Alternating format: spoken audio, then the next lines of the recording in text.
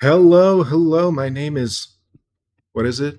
I think it's Ronan Vector. Yeah, that's it. Hello, welcome, and good afternoon, good morning, wherever you are. Bravo, my man.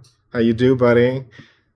We're gonna have a little bit of fun today. It might be a little shorter, but we're gonna do some housekeeping. We're gonna watch some No Man's Land through the late and great Benny. Uh, some Batman for the uninitiated. Uh, hey, Bravo, where do you say your Batman love hate relationship goes with that? You like Batman? You don't give a shit about Batman? You think Batman's dumb? Because I love me some Batman.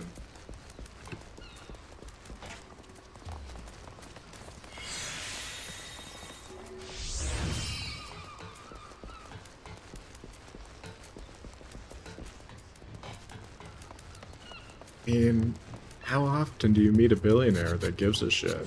You know what I mean? That's right. We're all Batman if you think about it. Do you have like a favorite Batman? Like, who's your Batman? Because my Batman back in the day, like when I was introduced to it, was Bruce Timm's Batman from the Adventures of Batman. You know, the one with Mark Hamill's the Joker, and then what was his name? The Batman with Michael Keaton. That was the first live action one I saw. Who's your Batman?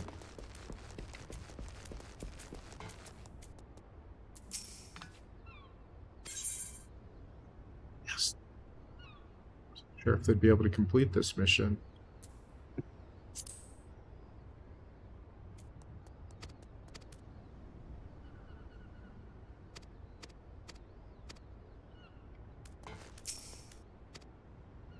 Let's check our missions. All right. Now we got into a little bit of No Man's Land yesterday with Benny, but this is a good story, so I want to give it the proper attention. Since I'm just going to be doing dailies today, I'm going to be able to pay attention much better. The entire city of Gotham is cut off from the rest of the love world, it. leaving them in a Like it a no lot. man's land. Today we're going to be giving you the full story of No Man's Land right here at Comicstorian, where I create audio dramas of your favorite comic books so that you know which Having ones more you can enjoy and ambitions add ready. into your collection. The story of Batman No Man's Land doesn't need that much context, but it does begin with Quite the ready. fall of Gotham. Gotham has been destroyed, and Batman has gone missing in the destruction. Due to this, the city of Gotham has been disconnected from the rest of the United States, and they're left to fend for themselves might be without ready. Batman, but the rest of the Bat family is running around.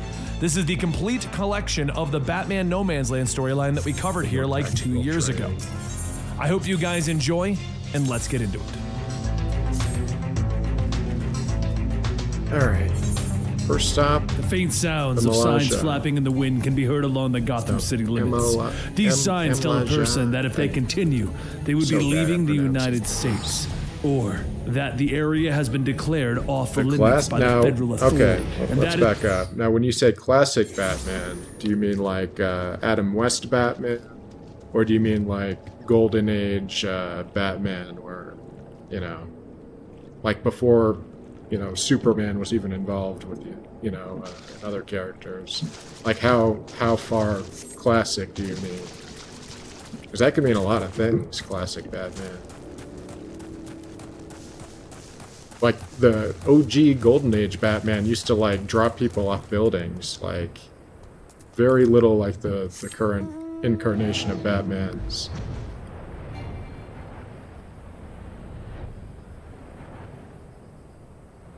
Golden Age Batman got kind of dark sometimes, now that I think about it. I think it's when they got into the Silver Age that it started getting more like wacky and more kid-friendly. I think it was the Comic Books Code Authority. Yeah, that's what came in. And they fucked everyone over for a good while. Got a bunch of campy Batman stories for a long time. I almost can find something to appreciate about every Batman, even the bad ones.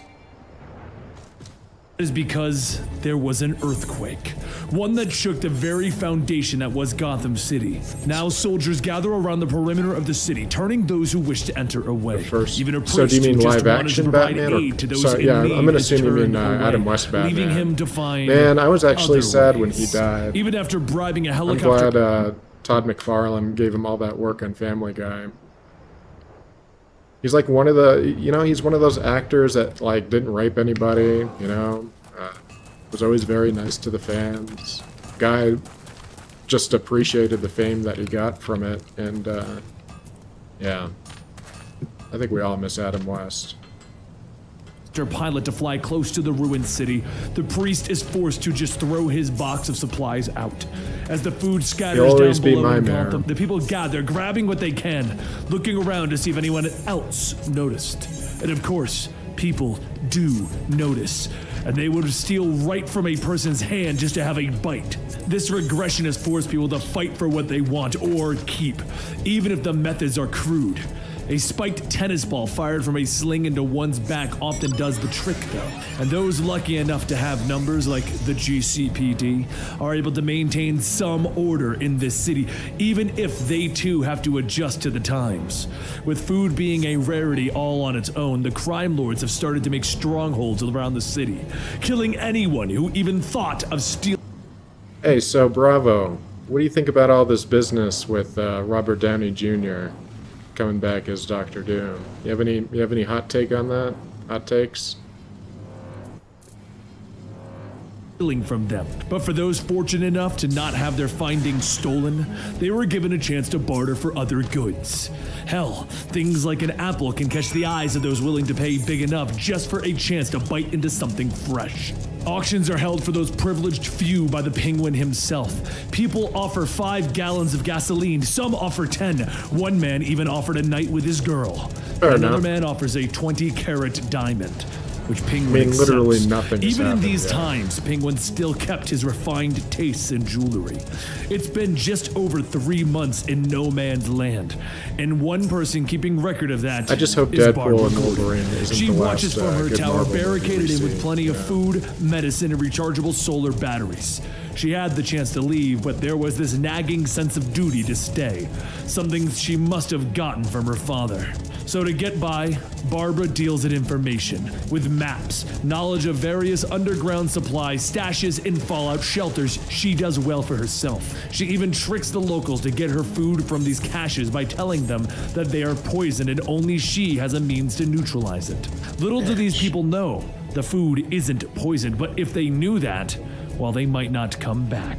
With her network of information, Barbara has also learned that Jeremiah Arkham decided to let all of the criminals in his asylum back into the streets before he left town. The neighborhoods were sectioned off and tagged to show who owns what. All the big players are there. You'll always be Two-Face, my Killer Batman, Croc, Bravo. Black Mask, the ventriloquist in Scarface, the Joker, though his whereabouts are currently unknown. The only person who didn't go insane was If I went Penguin. missing, you would Rumor totally has it hold that he's got people a over a pipeline for building. stuff from the outside. Be like, Obviously, in a world where a box of matches is more valuable than a camera, a bike is more useful than a Ferrari. An entrepreneur like Penguin is going to thrive. But the people, why do they stay in Gotham? Some had no choice. Some saw it as a great adventure. Others saw a unique opportunity. And some believed their own reality, welcoming the mothership to land. With food and resources now currently being the only currency, people protect and defend their own tooth and nail. People with trade skills like mechanics or seamstresses are brought into the folds and offered protection. People with social skills, they're normally turned away, since they don't have anything that they can really offer. And what of Gotham's leading citizen, Bruce Wayne? Where did he go? After being humiliated and insulted before Congress, he disappeared. Influencers really would be all of his fucked properties during, were quake-proof, we only except take people his with personal skills home. kind of scenario. Did he give up? Did he leave Gotham? Well, no one knows for sure. But without the presence of Batman, the GCPD have taken it upon themselves to dish out their own brand of justice. Since there are no jails, the GCPD steps in for those in need, literally taking the clothing off of the backs who try to take what isn't theirs. However, One day, using what little they had, one of the officers made a makeshift bat signal, stating that he was hoping this could give people hope.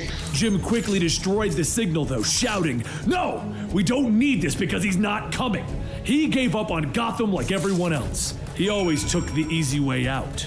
Being a vigilante was much easier than being an actual cop, though some say in certain parts of the city they can see a tag, one shaped like a bat. Some even go as far as to state that they have seen Batman, but all they could see were shadows.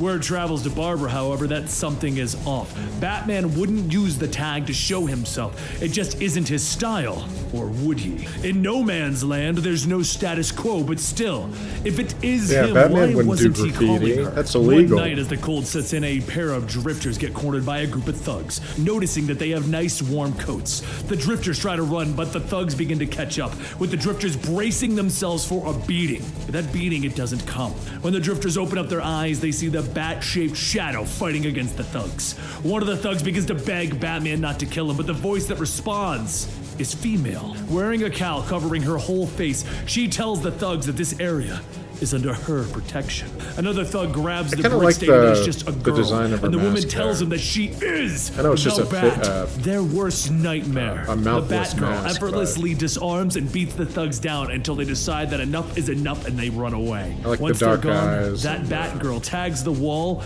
with her mark, and one of the drifters it's all right. asks, "Does she work with Batman?"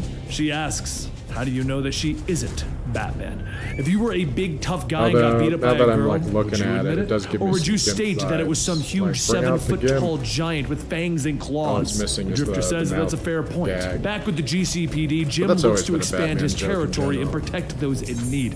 And All what the better leather way and to do bat that than to start a nipples. gang war between two gang factions? As the night comes, Jim and Bach both head out looking for a demon's tag when they come across a group of people trying to keep warm around a pile of burning books. Jim sighs to himself, stating that once they take back the city, he's gonna make it a punishable offense to burn books. But soon they come across what they're looking for, a demon's tag. Bach begins to cross out the tag and replace it with the Low Boys tag when someone calls out to him. Jim spins around, shining his light on a group of demons, and he tells them, "Look, you don't look like Low Boys, but really we don't care. The penalty for trashing the demons is death." As the demons' thugs move in, there's 3 gunshots, and a masked man says that he really hopes they don't mind. The man pulls off his mask, revealing himself to be another officer, Petite, and Jim asks, "You've been following us all night?" Petite tells him that he couldn't sleep knowing that they might turn up dead, trying to turn the gangs against one another. Was he wrong? Jim doesn't respond, and Petite sits the dead demons along the Low Boys tag, stating, "Now this will incite a war." Petite takes a deep breath and shouts, "Oh, demons, come out and play!" Petite's call echoes throughout the abandoned buildings, reaching the ears of the demons nearby. They run over to where the sound came from and they find 3 of their brothers dead under a Low Boys tag. As they decide to report back, Petite leans around the corner yelling, "Chick, chick, chick." The demons quickly rush to the sound, and Jim and the others lead the group right to a group of Low Boys. After quickly ducking away into an alley, the demons begin to yell at the Low Boys that they're going to die. But up from a nearby building, Petite watches, stating, "Congratulations, you guys just started a gang war." A few nights later, a group of thugs sit by a broken bridge when they notice an old man wandering around. The thugs jump out to mug the man, but they decide that they have a better idea. They're just gonna test to see if the water separating them from the other side really do have minds. So they push that man towards the ledge, stating that if there are mines, they will just have to keep throwing people in until there's none left. As the old man is pushed over the edge, the thugs hear something. They look up, and they see the Batman. Batman quickly disarms one of the thugs, and the other pulls out a knife with Batman throwing him to the ground. He tells Alfred, the old man, to hang on. And as Alfred dangles on a rhubarb sticking out of the concrete, he says, "Yes, a sensible course of action, sir." Batman bashes one of the men with a broken car door and throws a rock at another. He then ducks to avoid the rock as it hits one of the thugs by the ledge, sending him over. He screams as he falls in, and when he hits the water, there's a loud ba-boom as the mine goes off. Batman helps Alfred up, apologizing. Looking forward to seeing "Sorry, the I didn't Penguin get here any TV sooner. show. I need to relearn how to think get it's supposed to around. exist during All this the time broken period. cornices and No rubble and Man's collapsed Land, rooftops are arc. slowing me down." Alfred then says, "It's been a while since you've been in action. How does it feel? Did it feel good?" Batman tells him, "No, it didn't feel good. It felt great." Though Batman is working solo, he does at least make an effort to inform Barbara that he is back, even if he doesn't answer any of her questions. The next day, Jim's war between the demons and the low boys rage on, with Jim bringing in his men to tell them that this is now GCPD territory. They can surrender now, or they can have them thrown out there. With the two gangs already disorganized from their fighting, it doesn't take long for Jim and the GCPD to clean up and take control. It could be said that Jim didn't just do this to expand their territory, but also to take over the area where Barbara was. Once the remaining demons and low boys are rounded up, Jim tells them again that this area is now GCPD territory. They have 1 hour to clear out, and if any of the demons or low boys are found here, the penalty will be death. Petite then says to just show them that we're not fooling around. He puts one of his guns to the demons and pulls a trigger. The demons slumps to the ground as everyone scatters, and Jim shouts, "That was way out of line! We are still police, and that means that we will not resort to death squad tactics. Is that understood?" Petite says that he was just taking a little more initiative is all. Now they know the GCPD is prepared to enforce their death penalty. They will run all over town telling everyone that the cops have gone crazy. Maybe this time they won't actually come back. If he thinks he was wrong, look him in the eye and tell him.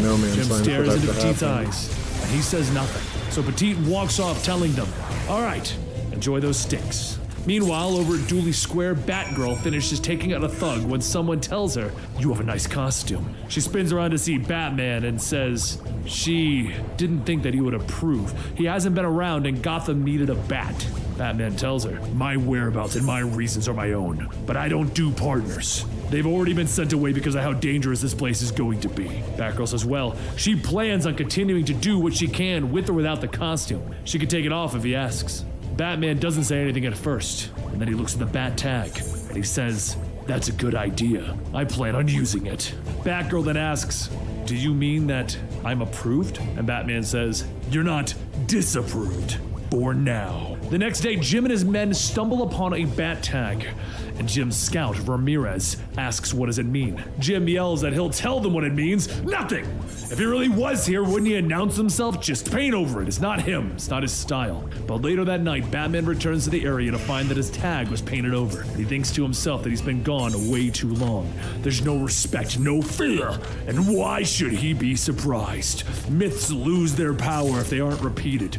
If they don't see him, they won't talk about him. So Batman sneaks into a Scarface-controlled building, and as the person inside wakes up, Batman says, "I'm on your side. Just tell me where Scarface sleeps." The man begins to shout, "No! Scarface protects us! You're bad! Get out!" Just then, one of Scarface's enforcers kicks in the door, firing a shot, barely missing the Batman. He jumps out the window running, and as the enforcer looks out the window, he doesn't take a second shot. Batman returns to his hideout to try and figure out a way to get close to Scarface. He can't use his high-end tech because it's useless out there. So right now, he's going to have to rely on his own brain. Ventriloquist and Scarface have something that the others need, but they aren't taking it from them. Why? Or maybe they can't. That's right. They control the bullets. That's why the enforcer didn't take a second shot. It's because he couldn't. This costume right now is a liability. It's time to compromise. He's gonna take it off until the time is right. The next morning, Batman heads out without the mask into Scarface's territory, and a man points a gun at him asking, what is he doing? Batman tells him that he's looking to trade. He wouldn't waste his one bullet on a man who could just drop the soda, right? The enforcer then asks, how did he know you only had one bullet? Batman tells him, I knew a guy who ran with the ventriloquist of Scarface a while back. He was the cheapest boss around, always grinding him on the split. He's grinding you too, isn't he? The enforcer last stated that he can't complain, but hey, he's got some cigarettes trade for the soda. But before the trade could happen, the enforcer notices a few people not working and yells at them to get back to work. Batman asks what's the deal with them, and the enforcer explains that they offer to protect the people here, and they work for them finding stuff. Scarface gets first pick, Rhino divvies up the rest. The suckers get nothing fancy, but enough to live on, like dog food. Batman then asks, how do you protect everyone if you only have one bullet? Then the enforcer tells him that Scarface said they needed to conserve their resources. Only 8 of them reading around. this mission right. Batman I have to thinks find himself, drunk okay, pixies. one boss, one lieutenant, 8 rifles. Now I know the score. He tells the enforcer that he'll trade him the soda for a lighter on one condition. Give this message to Scarface. There might be another bottle of that's soda in fine. there for him. Later, Scarface Glad I paid a little reads bit of Batman's attention letter to that. aloud, stating, I have 1,000 rounds of 9mm ammunition for trade. If you're interested, send someone wearing a red armband to the same place. Scarface then looks at the enforcer and asks, who gave you this? And the enforcer says some guy he's never seen before. He knew what he was talking about, though. Wasn't like their usual dummies or fools. Ventriloquist says they should discipline their men. They know that they should be talking to strangers. They can't trust a message like that. Scarface then crumbles up the letter, stating, but we can't ignore it. Our ammo isn't gonna last forever. So the next day, Batman goes in to discuss the trade, with Scarface offering that he can take whatever he can carry with 2 arms. Batman tells him okay, but they can't do the trade in their territory. It's just asking to get shot. If he does want to trade, bring 24 flashlights and batteries to Addison Street subway. The case of ammo will be there. Leave the lights, take the ammo, simple as that. Scarface then asks, how do I know you ain't gonna double cross us? Batman tells him, if you're worried, then don't show up. I can always deal with Black Mask's gang. So Scarface tells him, fine, noon tomorrow, Addison subway. The next day, Scarface and his men find the crate that Batman left, and when they open it, there's a blinding flash of white light. Batman runs in, knocking the enforcers out, and tells Alfred to tie them up. He then looks at the ventriloquist, yelling to say his name. Say my name! And then he snatches Scarface. Ventriloquist tells him, Batman! And Batman yells, louder! So the ventriloquist shouts, Batman! And Batman then says, who's in charge here? And the ventriloquist shouts, Batman! Batman's in charge! As everyone is tied up, Batman takes to the streets, calling to everyone, Scarface is finished. This is now the territory of Batman. To everyone with a rifle, your friends aren't coming back. Surrender or face my wrath. A man takes a shot at Batman, hitting him in the back, and he falls to the ground. But after a few moments, Batman gets back up and he starts to walk. More shots begin to hit him again, and he gets up the second time, with the shooters yelling that he can't be killed. He ain't human. Batman laughs to himself, thinking, thankfully, they didn't have armor-piercing shells. Now it's time to really take control. Scarface's enforcers leave the area, but as Batman tells everyone that they are free, one of the men asks who will feed them now. Batman throws the Scarface doll down, stating that they will feed themselves. But another man says that's not how it works. They have to give him tribute, and he gives them what they need. Rhino took good care of them, making sure that no one got any more than any other. Batman thinks to himself, I know who these people are. The destitute, former welfare recipients, the unmotivated. Rhino then says, it's not about the good guys or bad guys, it's about survival at this point. So Batman tries to think of something, and he says, okay, whatever you were doing this morning, keep doing it. Returns to the subway telling the enforcers, you have a choice. You can either work for Batman or you can go with him. One of the men asks, where's the ventriloquist going? And Batman tells him, hell. The ventriloquist begins to speak, asking, but... And just then Batman smacks him, yelling, shut up, who's in charge? He hands his knife to Alfred, telling him, breathe him. Then he tells the enforcers that if they want to try and take him down, now's their chance. He heads back inside, gathering everyone together, stating, you all work for me now. Everything will be just like it was before. Rhino will provide the rations, real food, not dog food. You will get first choice of goods and supplies. You'll get first choice of food and drink. You're never gonna know when I show up, so don't mess up or I'll take you out.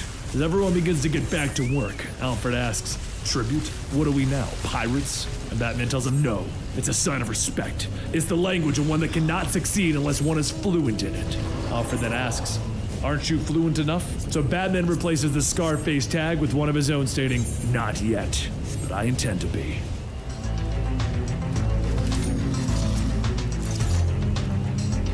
For a brief moment, the world is calm, silent. As lightning strikes, it makes the sound as if the universe itself was split into two. As Azrael checks his costume, he's struck from behind by a pair of fists. A man shouts that he is one of them, and Azrael yells, no, I'm the guy who dragged your sorry tails out of the fire. As for my clothing, don't you recognize the new Red Cross uniform? Get a clue. But as Azrael walks off, he thinks to himself that one more punch and he would have been out. The old Azrael would have handled the three of them within seconds. The new version? Let's just hope that there isn't a pack of angry Cub Scouts up ahead. The costume he wore before he made Azrael. But now it went up in smoke along with Lad's home. The new suit is, well, he's just regular old Jean-Paul Valley, dressed for Halloween. However, there are more pressing matters to focus on. Lad has information about Nick Scratch, and now that Lad is gone, Azrael follows the tracks to an old church nearby, and he notices muddy footprints walking throughout the halls. The footprints lead to a dusty organ, and they just stop. Azrael looks around the seams of the organ and he begins to pull on it, revealing a hidden pathway behind. As he shines his light, a man lunges forward to the pipe, knocking the flashlight out of his hand. He shouts that he won't get him, but Azrael tells him that he does not plan to harm the man he spoke with earlier about Scratch. His name is Azrael. After calming Lad down, he explains that yes, he does know something. Nick Scratch had an uncle who owned a fishing lodge at Dixon Lake near Bloodhaven. It is possible that Nick himself went there to hide out. Not many people know of the lodge's existence. With that newfound knowledge, Azrael sets out for Dixon Lake. And just like before, the storm is fierce.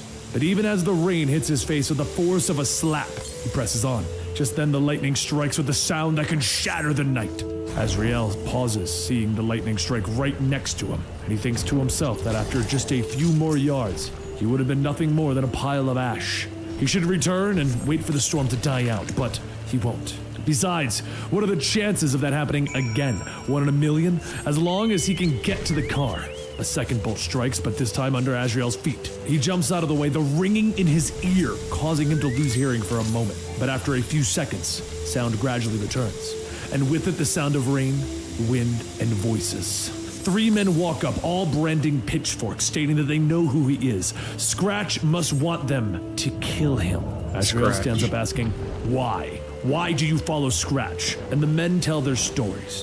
One pumped gas, which was boring. The second was an accountant, which was banal. The third was a lawyer, which was both boring and banal. Scratch gave them purpose, guidance, made them special. Azrael listens, knowing that Scratch has relieved them of their actions and thoughts, ultimately taking away their humanity. He was like them once. The world was a simpler place. Azrael readies himself for a fight, getting ready to draw his blades, but he realizes that this is not the right costume. He doesn't have blades. He prepares himself for the worst when suddenly lightning strikes again, except this time it hits Azrael. He falls to the ground, his body smoldering, and the 3 men ask, did Nick Scratch do that? He must have. How else could it have happened? Either way, their job is done. But before the men leave, Azrael drags his fingers through the dirt as he pulls himself up, telling them, no, it isn't. Later, Azrael will question why he isn't dead. Was it a natural phenomenon? A miracle? Whatever the case, something inside him changed. His movements, his accuracy, his form, all of it worked together to fight these men. Mind and body, quick and fluid and certain. As Azrael kicks and knocks out the last devil, he allows himself to smile, and with that, the storm passes. The earth is quiet again. Azrael travels the land, passing Bloodhaven and arriving at Dixon Lake. When he gets out of the lodge, he notices the tracks in the ground are still fresh. Did someone come or did they go? Is someone inside aiming a gun at him? Is he going to step on a mine secretly planted in the ground? He asks himself these questions, but still pushes through, kicking the door to the lodge in. There's no sign of Scratch, but there is a note. Azrael, I thought you might get this far. Sorry I missed you. Gone to Gotham City. See you there. Your pal, Nick. Skip ahead 11 days. Because it's been 11 days since she was trapped there. The water is nearly gone. The nights are freezing. 3 days since she's last eaten. Welcome to Gotham City. As curiosity sets in, the young woman looks down a dark hole, asking if he's down there. Can he hear her? What does he want? And from the shadows, a large man sits on a pile of bones, stating that he thought that she already knew. He wants her. Meanwhile, just outside of the city, Nick Scratch tells the guards that he must get over the river. Those poor, deeply troubled souls over there, they need salvation. They need a message that only he can bring them. The guards are hesitant at first, claiming that they have their orders to not let anyone over. But the more that Nick speaks, the more the guards accept. While Nick convinces the guards to grant him passage on the other side of the dock, Azrael watches. He can't hear what they're saying, but he knows that they're planning to ferry Nick across. But before Azrael could act, the older woman by the name of Miss Friedang appears, stating that he has a funny costume. But if he could, she must get over to Gotham. Her daughter is trapped over there, but before she lost contact, her daughter said that she was in terrible danger. She's sorry to ask a thing, but Azrael reluctantly agrees to help. But now, instead of just getting himself over, he must find a way to get Mrs. Friedang over. He lights a torch, throwing it into an old truck, and he pushes the flaming truck into the docks. As the guards begin to put the fire out, Azrael takes Mrs. Friedang and jumps onto the boat that was prepared for Nick. As the boat gets ready to sail back across the river, the woman looks back down into the pit, stating that she doesn't see anything. It's so dark. The woman's boyfriend says that he's probably gone, and they were up there freezing their butts off, scared by some boogeyman who isn't there. He's going to go down there and search for food. Anything will be better than sitting here listening to her whining. The dumbest thing that he ever did was hook up with a loser like her. As the boyfriend lowers himself down, the woman pulls the rope ladder back up, stating that when he comes back, she'll help him get back up. The boyfriend scoffs, asking, "Come back to you? You're so dumb, you probably believed that I would." Just then a pair of gleaming eyes appears through the darkness, and the large man from before steps out with a knife, asking the boyfriend if he would like to join him for dinner. The boyfriend stumbles back, stating, Wait, you want the girl, right? Yeah, I can get you the girl, no problem, just let me." The large man holds the knife, telling him, "Her time will come." And then a short, ear-piercing scream can be heard as it echoes throughout the city. Over at the Gotham City docks, Nick's boat is secured, and as Nick walks out, he says that he would like to thank them for bringing him over. But before he could leave, a group of thugs walk out wielding pipes and chains, asking what do they have there on the boat. One of the guards grabs his gun, firing at the thugs, but when his shot misses, the thug with the chain swings it, knocking the gun from the guard's hands. Just then Azrael jumps from the boat, telling everyone to leave, and one of the thugs lunges at Azrael, but just like before, Azrael dispatches him with ease. A kick here, a throw there. The thugs prove to be easy sparring partners, but during the fight, Nick takes his chance to escape into the night. Once everything is over, Mrs. Freedang steps off the boat asking if it's safe now, and Azrael tells her, "Yes, let us go find your daughter." However, just across the street, the large man found the woman as she screams for help. Mrs. Freedang says that that's her. "That's my daughter, Mitzi." Azrael quickly leaps onto a nearby car and onto the roof of a broken building, separating the man and Mitzi. The man rushes in, and Azrael consents that this man's strength is equal to 3 men, and he himself is already exhausted. The man grabs Azrael by the cape and slams him down, and just as Azrael gets back up, he swipes at the man's face, cutting it. The two exchange blows back and forth, but using his large figure against him, Azrael kicks the man back and off the ledge of the building. The man falls several stories down into the street, and when it all seems clear, there's a gunshot. Mrs. Freedang points her gun at Mitzi, stating that she ran away with that animal. She disgraced their family and caused her poor father to have a heart attack. Mitzi looked where the bullet hit and says that she missed. Mrs. Freedang lowers the gun, stating that she knows. She just had to get it out of her system. Now give her a hug. Azrael watches as mother and daughter reunite and thinks to himself, another happy ending, another night in no man's land. And Azrael has joined the fray. Their crows were on The roaring fire cackles over the voices of those throwing books into the pit. One man from afar watches in the shadows. Barbarian thinks to himself, he's never known a cold so bitter that it must be staved off with books. Scarecrow quietly watches as more books are collected and then notices one of them put aside. What book could be so important that they could not burn it? Ah, of course, the Bible. It is time to enact the plan. The next morning, outside of the broken down church, Jonah tells Father Chris that he's almost done setting up the sign.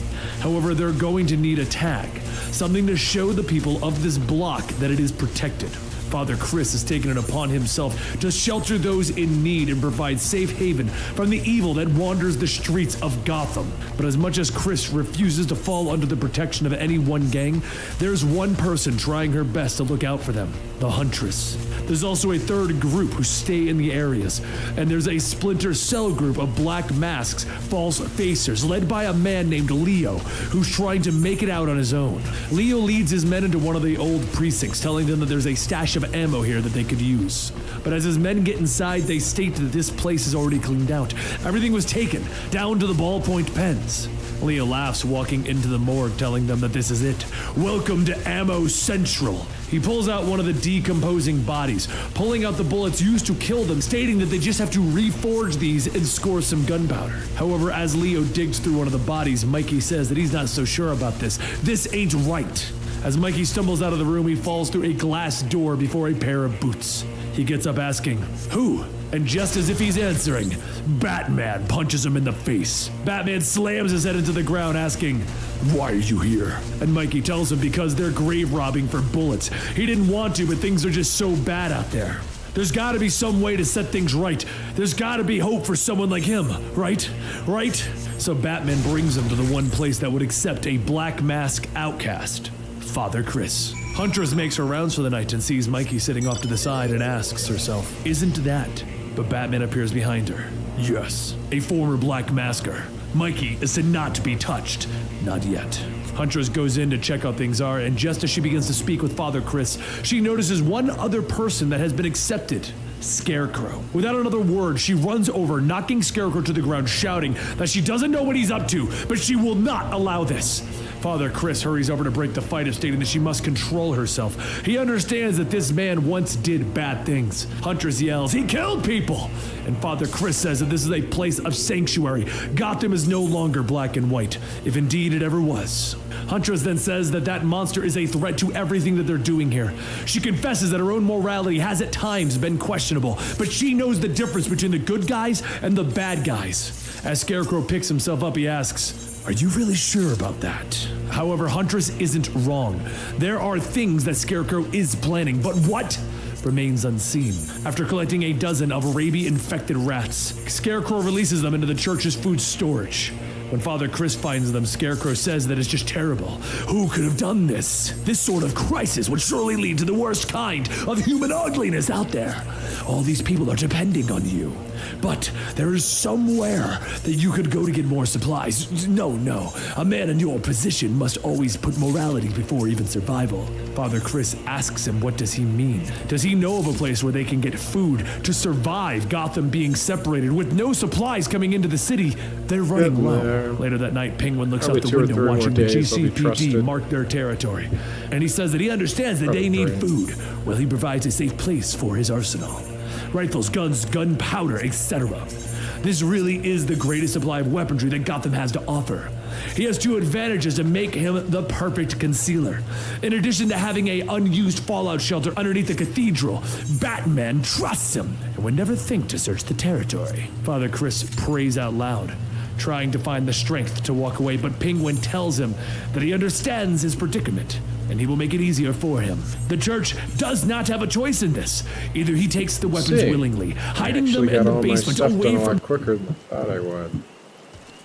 So, you know what? Let's try us a new class. Get my game to work. Go.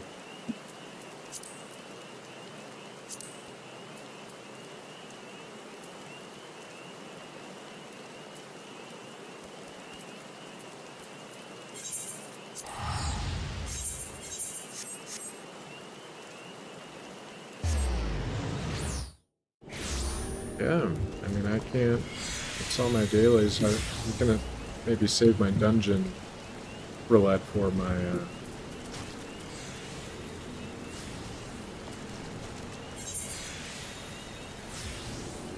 level class. Alright, so it's not this area. I'm assuming this is where the archer class would be picked up. I don't actually know.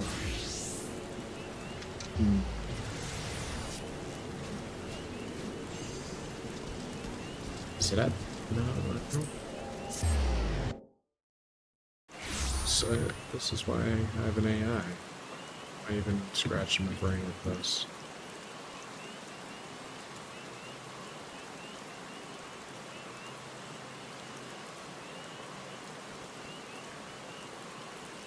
Batman's prying eyes, or he will simply shoot him and hide them there anyway.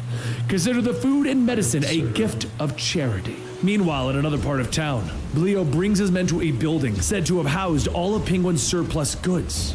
But as the men begin to search the dilapidated buildings, one of the men gets punched through a wall. Leo asks what the hell was that, and the man says that this place must be haunted. The exit slams shut, and Batman tells them, not haunted, infested. All the men begin to run towards the exit, trying to pry the door open, but just then an arrow shoots up from underneath the ground and is pulled back down. The second the floor gives way, everyone crashes into the basement, with Batgirl stating, yeah, this place is infested by bats. But just as she finishes, explosions go off and Batgirl throws a batarang out of the window to allow the Facers to escape. Once the last of them pushes out, Batgirl fires her grappling hoop into the ceiling where Batman can grab it and pull her up. Batgirl sighs, stating that she's sorry that she let them go, but at least they didn't get any of Penguin's ammo. Batman tells her that there wasn't any ammo for them to get. It was arson, and no one would be insane enough to burn supplies. Batgirl then asks what Kinda about the rethinking false my facer decision, at the Ark Refugee Center. She heard that he brought him there. friend is Is already that a safe? dancer, Batman which tells is her, physical so long as my origin. former Yes, friends sorry, stay away from him. switch Yes, from what I I'd like to do. think so. She But is at this a time, samurai, Scarecrow too. is convincing Mikey to do the exact opposite. He tells Mikey that Going Father for it. Chris has received those weapons. They're going to need protection. Protection from, say, your old Splinter Group. Mikey then asks, why would Father Chris not ask him himself, as Scarecrow tells him? Because the father is a proud man. It's just, he didn't want the protection of the GCPD. It would make people here too nervous that things might be run like a police state. Father Chris never intended us to be defenseless. He was just too nervous to ask. As Mikey grabs the supplies and he runs over to Leo's hideout, he tells him that he's got that gunpowder that they were looking for. That's not all. The refugee center wants to hire them as protectors. Wait, is something wrong? Leo reaches down into the crate, pulling out a gun, pulls back the hammer, and he fires. Huntress hears the gunshot echo throughout the streets and rushes to where the sound came from. It's there that she finds Mikey on the ground holding his stomach, begging for help, next to a note that says traitor. While Huntress tries to make sense of all of this, Scarecrow watches from the shadows. Huntress rushes back to Batman, who's been sitting there with his arms folded, telling him that Mikey's been shot. There it is. Batman I'm just says that there's blind. somewhere that she can take him, but Huntress stops him, yelling she can't leave now. What does he want to hear? That she can't do this without his help? That she's not strong enough, fast enough? She's tired of begging. She isn't here to ask for a scrap. She's asking him to save someone. She has come a long way for him, and she has worked hard to be worthy. Maybe harder than he knows, but right now she's going to need him to trust her to watch over this place. Batman takes Huntress's hand off his cape, telling her, bring him back out. While Batman takes Yeah, Mikey I to would love Leslie that too, Tompkins' man. makeshift hospital, back at the church, Scarecrow tells everyone that Mikey is dead. I love the Sure, way that you all they. know in your hearts by now. You've seen What the makes you think Cyberpunk that you are Netflix show, I take it, right? You must have. Because that's exactly what I would imagine, like, being a Netrunner would be like. I like it. lives won't end the same way. But while he goes around spreading concern, Huntress tells Father Chris that it is naive to let him stay. Father Chris tells her that she's naive to think that he'd turn away someone in need of help. Besides, without his fear-inducing chemical, Scarecrow is just a man. He's no more dangerous than anyone else in this town. Huntress says that she prays that he will never learn how wrong he is about that. And over in the hospital, Leslie comes out of the operating room with Batman asking, "How is he?" She pulls off her gloves, stating critical. But he at least has a chance now. And how have you been? I haven't seen you since, well, the fall of Gotham. Batman doesn't directly respond, but he says that he needs to get back out there. He needs to find out who shot Mikey. Leslie pulls Batman's mask off. "Bruce." And Batman says, "Why did you stay?" She sits down, stating that she asked his father 30 years ago the same question. Thomas just looked at her with those sad, serious eyes and said, "There's still work to be done." Dr. Wayne had no intentions of packing up his bags and leaving. She loved his father, and a part of her stayed with him, but what about him? What made you stay, Bruce? Batman pauses for a moment, and as he leaves, he says, "Part of me stayed. Just for you." Later at the Penguin's chambers, Penguin sips his tea, stating, "Kill him." Batman tells him, "The boy almost died tonight because of the guns you put on the street. Before he passed out, he said that there were more elsewhere. Where are they, Penguin?" Penguin asks, "What are you going to do, arrest me? If that's what you think, you're mistaken." As Penguin's men get ready to attack, Batman sprays his spray paint can to blind the guards before knocking them out. He then reaches into his belt, pulling out a small device, and he sets it up, stating, "This miniature electromagnetic pulse will destroy all of the generators that you've been hoarding, permanently." He sets the timer for 15 seconds, with Penguin shouting, "There are no guns!" Batman starts to count. 6, 5, 4. Penguin shouts, "Curse you! They're inside the refugee center!" Batman grits his teeth. "You psychopath!" And he jumps out the window, leaving the device behind. Penguin rushes over, asking, "How do I turn this?" But as he looks at it, he realizes the device is just a clock. He smashes it, yelling to his guards that he wants those guns back. Back at the church, Scarecrow comes up with a plan, but for it to work, he's going to need to pull a few strings, and the first step of that is leaving a letter to the Huntress. Later inside of the Gotham Museum, Leo and his crew scavenge through the building looking for supplies when Scarecrow appears before them. He tells them that if they want more guns, the people of the church aren't going to stop you if you tried taking got a them. big But ass back over bow. at the church, a small child brings Huntress the letter. She reads it, shouting, "What the hell is going on here?" She heads down into the fallout shelter, and when she returns, she dumps the box of guns that Penguin gave to Father Chris. A short while later, Scarecrow returns, asking, well, what do we have here?" Father Chris yells, I had no choice. You must believe me. But just then, Huntress tells everyone to get down. They have trouble. Outside, Leo and his men position themselves, and Leo calls out that all they want is the rest of the weapons. Let them inside and no one will get hurt. Huntress yells back that they have no intentions of giving them anything. If they set one foot inside of her, she swears that they won't come out alive. Father Chris runs out shouting, wait! Don't provoke them. And Huntress spins back telling him, you don't get to call the shots anymore, Father. Just then as she says that, Scarecrow yells, oh God, they'll kill us all if we don't do anything. What do we do? Oh wait, we have the same weapons as the Batmen outside. Find the courage to use them. We must defend ourselves. Huntress tries to calm the unruly crowd, but Father Chris takes down the barricade stating that he started this, and he will be the one to end this. As Father Chris walks outside, the refugees grab whatever guns they can and they point it out the window, while the Scarecrow sits back smiling. A gun goes off, and as Father Chris checks himself, he notices that he's not bleeding. Everyone starts to look around, and one of Leo's men groans as he slides down the side of a car that they were positioned on. Just then the sound of more guns being fired can be heard, and Leo and his men are gunned down. Around the corner, a group of well-dressed men step out, stating, we represent the Penguin and he wants his guns back. Huntress tries to get everyone back inside, but one of Penguin's men then grabs Father Chris, stating, if you don't do what we say, the priest is dead. Scarecrow tells everyone, no, you must fight back. Don't just sit there, attack. Once everyone gets inside, the refugees state that they need to do something. Look, just give me 5 minutes. If I can't save Father Chris and defuse the situation, do whatever you have to survive.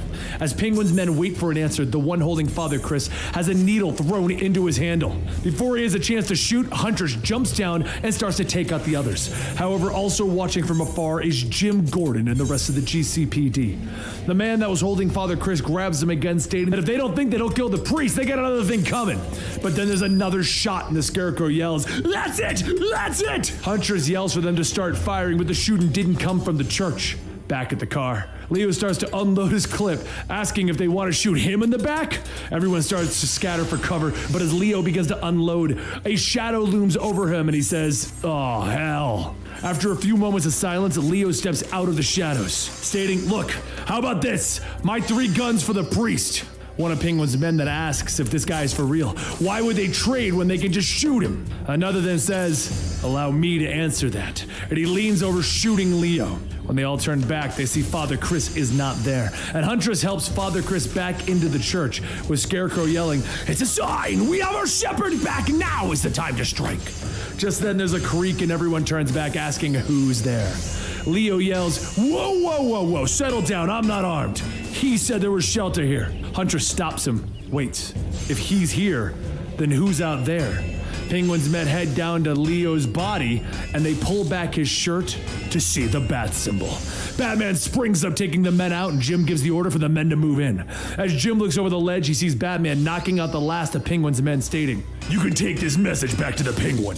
Tell him that this block is off limits, permanently. He throws a smoke bomb covering the entire area, and Petite asks, should they go after him? Jim tells him no. For better or for worse, the refugees have someone watching over them, and though he doesn't fully trust their savior anymore, he can trust the integrity of their leader. Back inside of the church, Leo says that it was all Scarecrow's fault. He was the one who told him and his men to show up. Scarecrow tries to deny it, stating that this is the man that killed Mikey, but the refugees grab Scarecrow and they bring him down. The father tells Huntress that they need to stop the mob. They're going to kill him. And Huntress says that there's nothing that she could do even if she wanted. Revenge is human nature. Father says that it's also human nature to bend the force of a superior will. Please, he knows that she can help. I believe in you. Huntress takes a deep breath, stepping between everyone shouting, and she says, enough. This is what he wants. If you kill him, you'll make him a martyr. Mikey isn't dead, but he's recovering. There's a great power in fear. It can be used to fuel hatred and viciousness. Yes, but it can also remind you of how much you're loved. Look at the Scarecrow. He's a small man who's afraid. Let us thank him for reminding us how much we still have to lose. All the refugees begin to thank Scarecrow, and they tell him that he will be forgiven in the eyes of God. Once things settle down, Father Chris tells everyone that he will do the thing that he should have done in the first place. They throw the weapons into the ocean so that the weapons may never kill anyone. Meanwhile, elsewhere, Batgirl asks so she can take this thing off. After a few moments of silence, she says that she will take that as consent. As she takes off the blindfold, she looks around and asks, where are they? The cave? Wait, this is a basement. This isn't your main headquarters, is it? Batman tells her, no, it's a cave. And Batgirl asks, what, you got more than one? Batman tells her, these days, you have to be flexible. The basement that they're standing in is the basement of the still standing Arkham Asylum.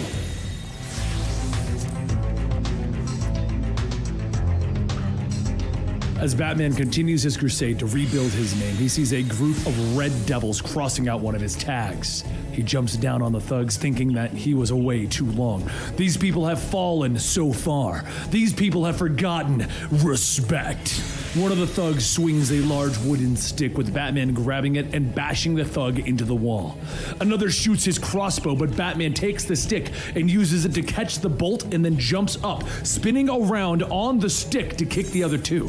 As the men groan from being beaten, Batman picks up one by the hair and holds out a spray can, stating that he can put it back. The thug sprays over their tag to put Batman's back up, and once it's down, Batman throws him, telling him, leave. As another night passes in Gotham, another auction is held.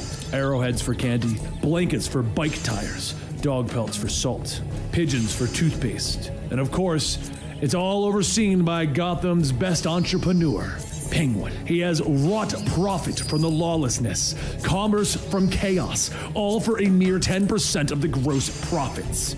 As a couple presents their batteries for trade, Leonard, one of Penguin's enforcers, checks them to see that they don't have a charge. Leonard asks, what are you trying to pull here?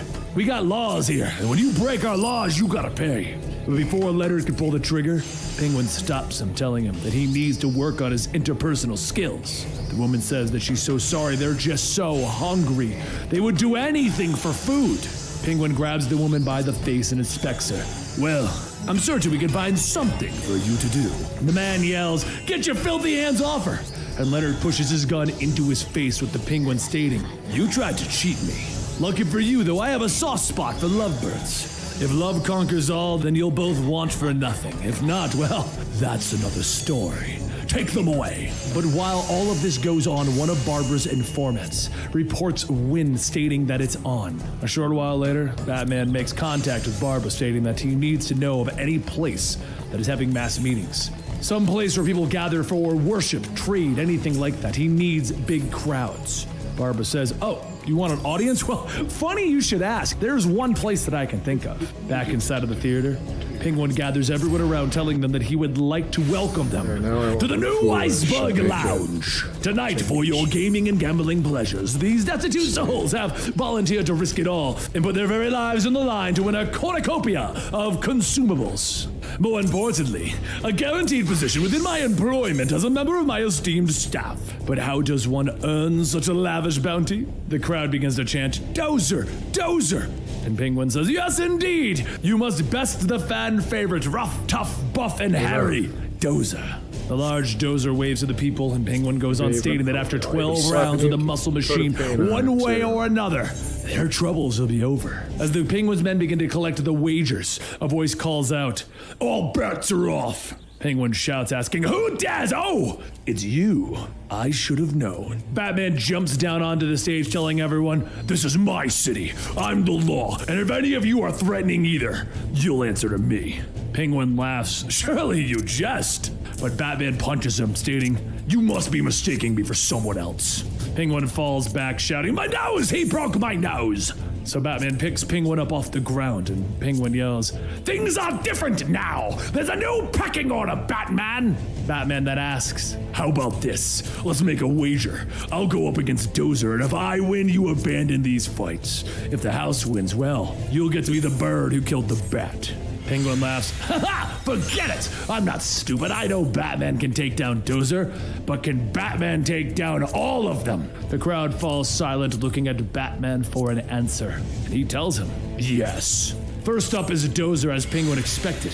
He falls with one kick to the head. Leonard then asks, what are they going to do? And Penguin tells him, it'll be fine. These people are lapping it up. Just think of all the money that's going to be coming in. But meanwhile, back at Barbara's tower, she gets the reports from all over the city that almost every gang is making its way to Penguin's. Outside of the Iceberg Lounge, Batgirl watches as more and more people pile in, as she says, the bugs and the vermin sure are crawling out of the woodwork tonight. The next opponent is a rather large woman, as she grabs onto Batman and begins to squeeze, stating, Don't worry, baby. It'll all be over soon. So Batman headbutts her and then hits her in the throat and moves on to the next, and the next, and the next. Penguin watches as he's fed, and he tells Leonard to send in Razor Eddie. He's always been a crowd pleaser. But just like that, Razor Eddie is taken down. Leonard says they have a situation. After checking all the figures, everyone is pouring in bets. The problem is, everyone is betting on the Bat, and if he does win, we won't have enough money to pay off all the people. Penguin jumps from his chair, shouting, "What?" There's only going to be more hurries to down know to the as you stage, go, yelling, you know? "That's enough! I'm calling an end to this charade. I'm sorry to say, but Gotham's so-called Dark Knight is nothing but a rotten sheet. As regular customers know, these bouts are death matches. Has Batman killed a single person? No! He has cheated all of you out of your entertainment. Therefore, it pains me to say, but I declare this contest void. All bets are off, except for the house percentage, of course." The crowds begin to draw their weapons, asking, "Is this guy joking? Because if he isn't, he's a dead bird." Penguin stumbles backwards, bumping into Batman. And Batman tells him, "Looks like it's just you and me." And them. Penguin asks, "You planned this, didn't you? What do you want?" Batman says, "I want information. Whoever or whatever passes through, I need to know. It's business as usual, except we both know who's really in charge." Penguin grits his teeth. "Fine, damn you!" One of the men in the crowd tells Batman not to get in their way, and Batman says, "You'll all get your goods back, but that's all. No one touches Penguin." The most man important asks, thing to know "What? about you Are you is, going to get rid of Bravo?" us all?" Batman smiles. After a Pick few a moments, thing the crowds to begin to tell leave, somebody. stating that he ain't worth it. He's nothing but a sad man now. Penguin shouts to everyone that they'll be back as soon as they need something, and I will make you pay through the nose. Outside, everyone begins running out, and Batgirl says, "Oh no, I don't like the looks of this." Oh! Batman jumps down, asking, "What's not to like?"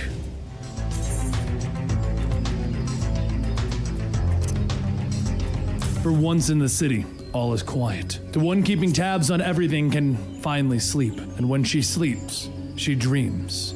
She dreams of the times before the earthquake, when she used to soar through the buildings. And when she wakes up, she remembers who she is now, and how the days of flying through the city are now gone. As the call comes over the radio, Barbara grabs her headset, telling Rex to go ahead.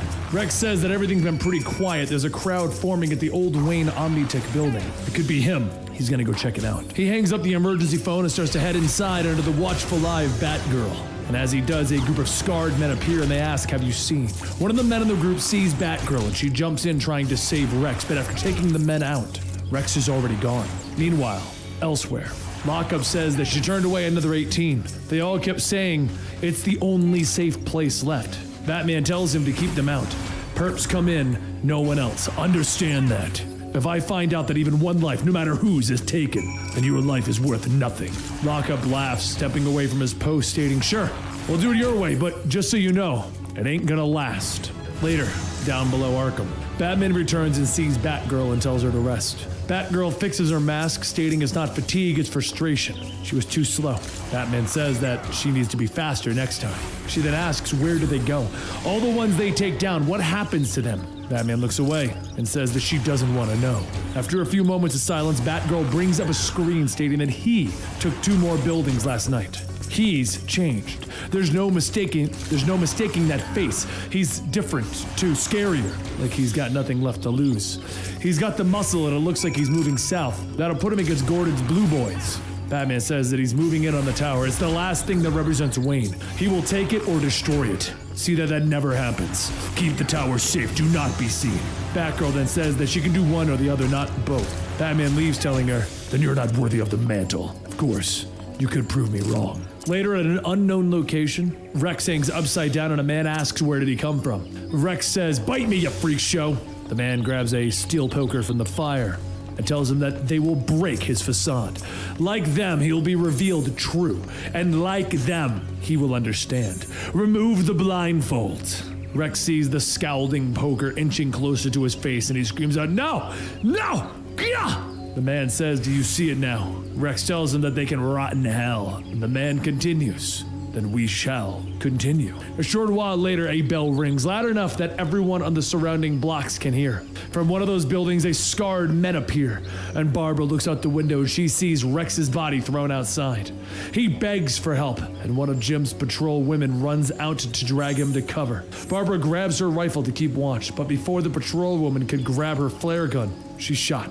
Black Mask holds out his gun, stating, "You have two choices, see and live or refuse and die. We are the true face of No Man's Land. It belongs to us." Barbara steadies her aim. Before she can pull the trigger, the patrol woman fires off her flare gun. Barbara takes off the safety and tightens her grip, and just then, she sees a black flash through the scope. She lowers the rifle, stating, "No," and Batgirl asks Black Mask, "How about you try to get through me first?" Batgirl jumps through, throwing a smoke bomb and knocking some of the men down, stating that they should probably stay how down. You do, buddy? The men all start to shout, "And the masks!" And Black Mask goes for his gun. What's going on in your Batgirl life? snaps his arm, telling him, "Talk less, fight more." As Rex and the patrol woman watch, Rex says that it's him, and the patrol woman says that no, it's not, it's her. As Batgirl finishes, she picks up Black Mask and his gun, stating that she told them not to Starting get back as a new up. class. However, I'm an she archer pauses now. for a moment and looks back. And as Barbara takes aim right at Batgirl, she lowers her rifle, asking, how could he do this to her? Once things settle down, Rex helps the patrol woman up while Jim and his men move into the cover area. After that, Jim rushes to the tower where Barbara is inside writing down information about this new Batgirl. He kicks in the door asking if everything is okay. She says yeah, he ran after the flare went up. Later, Batman returns and he looks as Black Mask is laying in a pool I of his was own a blood, ninja. asking, "Little excessive." Batgirl says that the mob had to see I'm him utterly almost, defeated. She a didn't level have a 80 on that choice. one. Would he have done any less? Batman simply tells her, It's time for no. me to As he gets start a new closer, one. Black Mask tells Batman to remove the mask, but Batman Right now, tells I've him only he gotten can't. this far The enough mask into is a the part of story me. where I'm Batman like, picks the Black cap Mask is up like 70. and throws him over So his shoulder the and higher tells I keep going Batgirl, up, the "I'll harder take it's it going from to be to here." level up. Later, Those, at Blackgate, Lockup yells for the people to clear out only criminals My in goal here. is to try to One of use the men down characters below yells, "Come at on! the If only appropriate criminals level get so in, then I I'll can become one." maximize my The man starts to push experience another man from it. outside, and Lockup tells It's all very Beast mathematical, to take so- care of it. KG Beast aims his rifle, shooting the man in the arm and the leg, and Lockup says, "There, now you can come in. Anyone else? Didn't think so."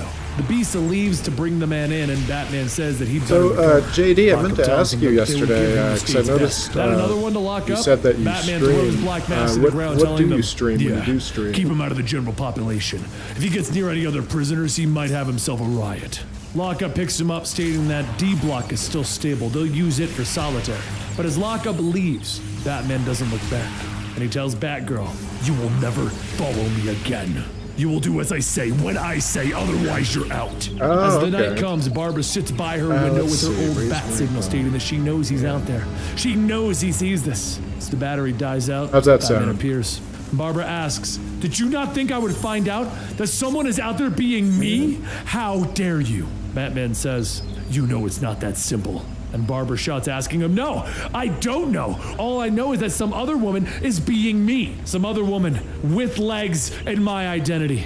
Batman tells her, "Our options are limited. She was already there when I returned."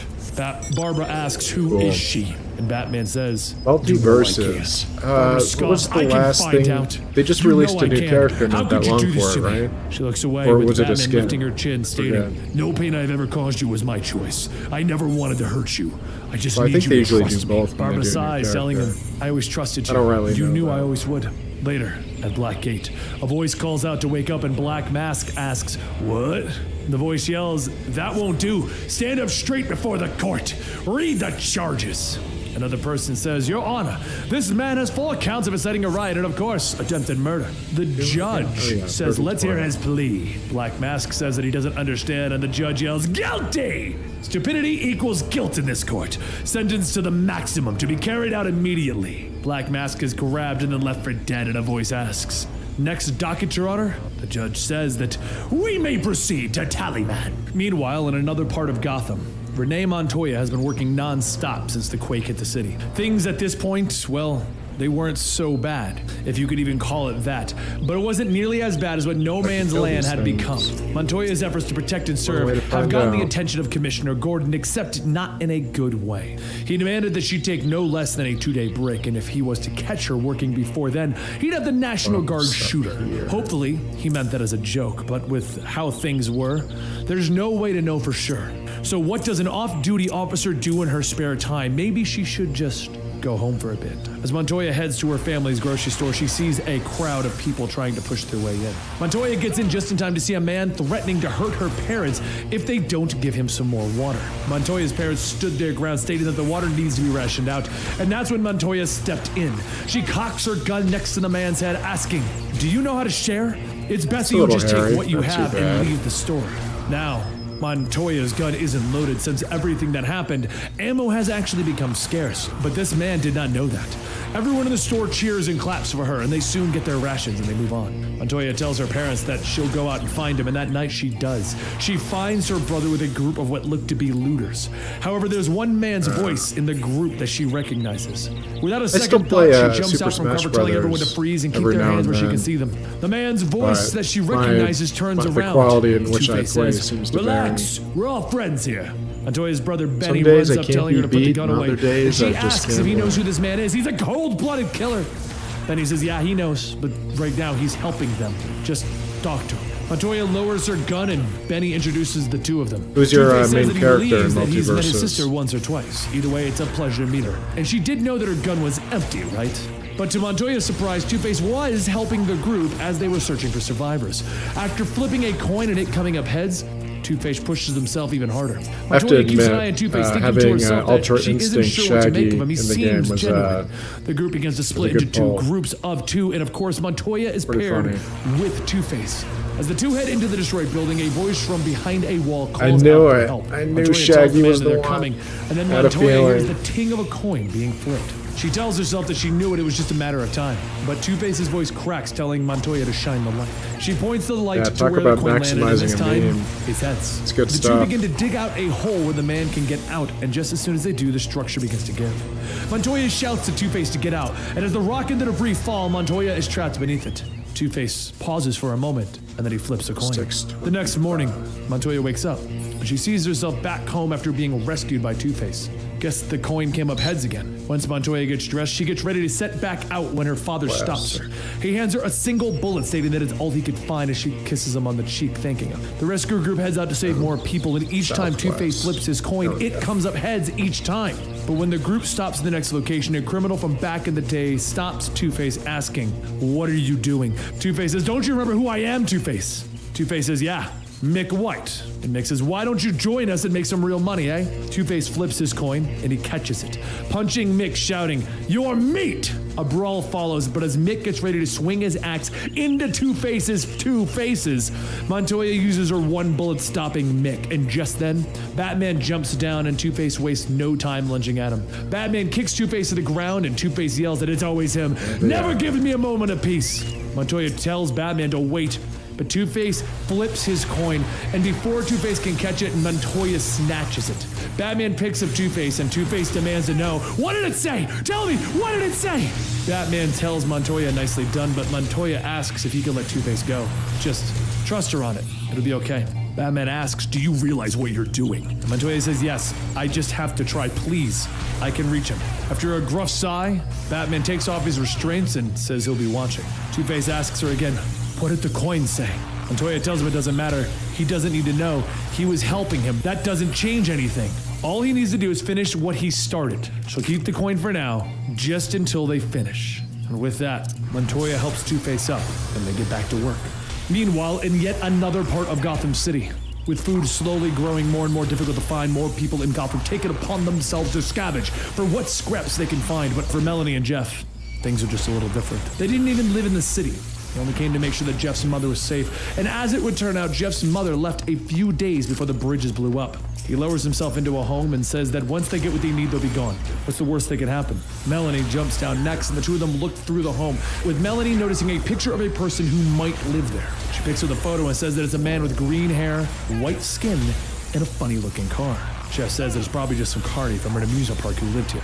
Besides, this place is covered in dust. No one's been here for months. Melanie says that she's not so sure on that. They should probably just leave, and Jeff tells her one quick look and they will leave. He opens up a door to the next room and he finds a dozen broken spotlights with a trail of bloody footprints. Melanie grabs Jeff, shouting it's time to go, but Jeff stops right before the fridge, stating wait. He opens it up, grabs a box, and not seeing the label on it that was reading donor organs.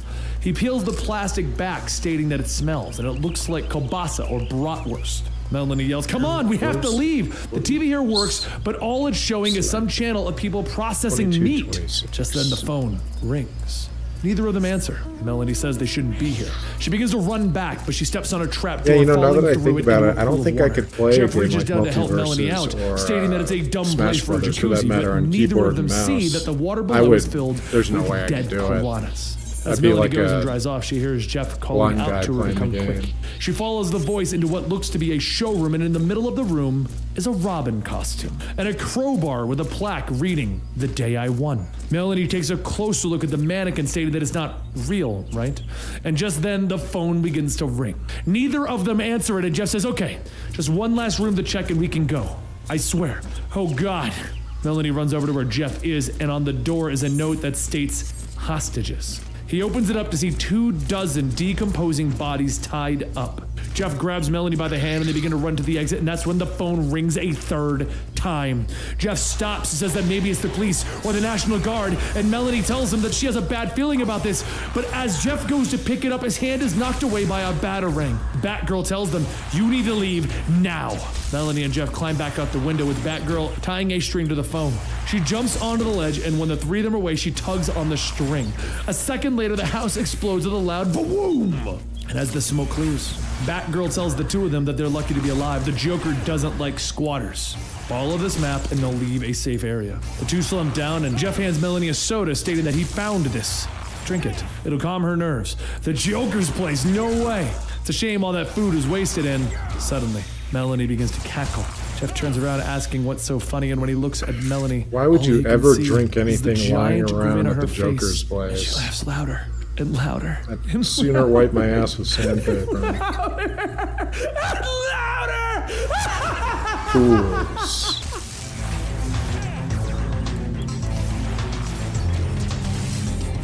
As the world crumbles around him, Harold thinks of his mother when the earthquakes began. Her cold, icy voice rising into a scream, telling him to get out of her sight. Get out! Those are the last words to him before Gotham fell. He doesn't know what happened, just that it was bad. He pulls himself out of the rubble, seeing Batman's things broken, and then he finds his tool belt, which is good. He has a lot of work to do, but when he works, he's happy. He begins to work on the Batmobile, and Alfred tells him not to even bother. Even though Harold can't speak, Alfred understands him, but it is broken. Harold is the individual in this timeline that has been helping Batman with his tools and keeping things up and running. So Alfred sighs, stating that Next he knows step that there are is more important Shroud. matters that concerns him and Harold. More important than fixing things, Harold thought to himself. But then, what should he do? Alfred tells him, please just go away until he calls him. So Harold's mother's voice rings out in his mind, and Harold leaves. He has not seen daylight since Batman brought him into the cave, but that was of his own choice. He hardly notices the strange feeling of the breeze hitting his face because it feels like he's leaving the only home that he's ever known. With nothing else to do, Harold takes his tools and he walks. There's nothing else to do. Batman's not here anymore. That's when Harold sees it. A city. A whole city. Broken. Needing to be fixed. So Harold begins to run because he knows he has a lot of work to do. And when he works, Harold's happy. The Joker stands in frustration, trying to figure out what to do. He can't poison the water supply because the water supply is already polluted. He can't foul the air because the air is already soot soup. He can't terrorize the citizens because the citizens are already scared out of their gourds. Their city has fallen. And on top of that, he's lonely. Ever since he left Arkham Asylum, honestly, he's I been used to waiting try it for a few him, times after like a it would puppy, waiting for its master. upload. He even went ahead update. and built this giant. But it went from not crashing on startup to crashing like when I would try to join the lobby. And all the old fixes I did to get it to work, like go to DirectX 11 or run in windowed mode or whatever bullshit, I just couldn't get it to work. So I haven't tried it in a minute, so it might be due, might be time to give it another shake.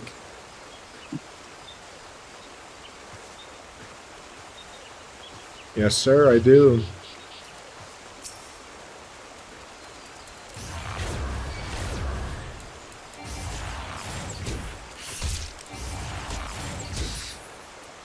Does it not play nice with Intel? Is that what's going on?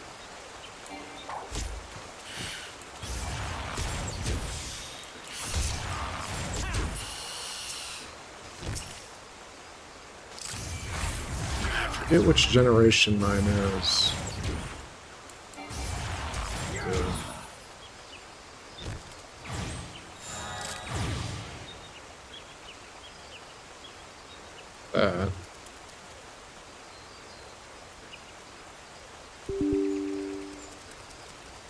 I had to check it. Actually, wait a minute. I got my tuning tool right here. That'll tell me.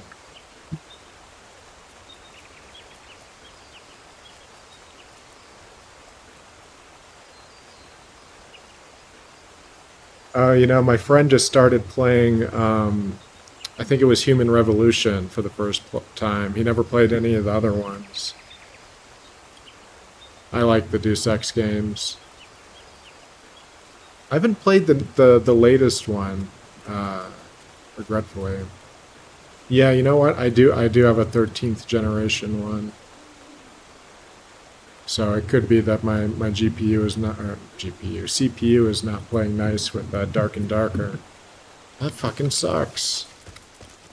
You know, you try to go out of your way and, you know, get some good stuff. You know, I have to do that every time Final Fantasy gets updated.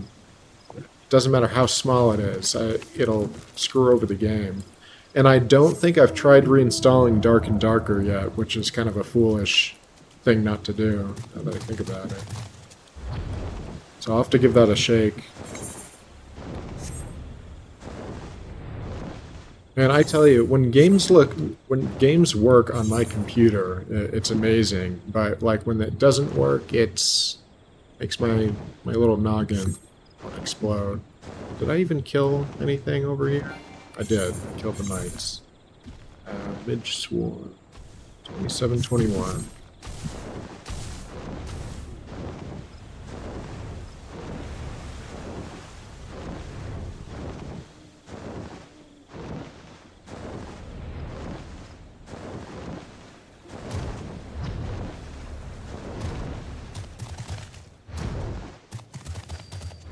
Or do GeForce? Yeah. What do you mean by GeForce EXP?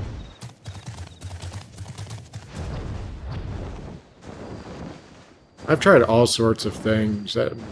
Everything but reinstall Dark and Darker. You know, I tried turning off all the overlays, and some people said overclocking or underclocking can help your CPU. What the hell? I've got the memory of a freaking goldfish. 2721. Oops.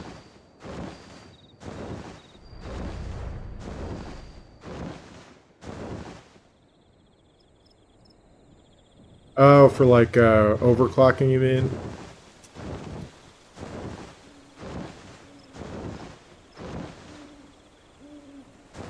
Or is it something else I'm not aware of?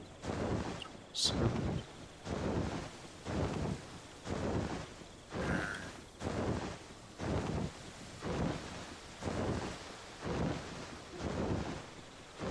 There you go.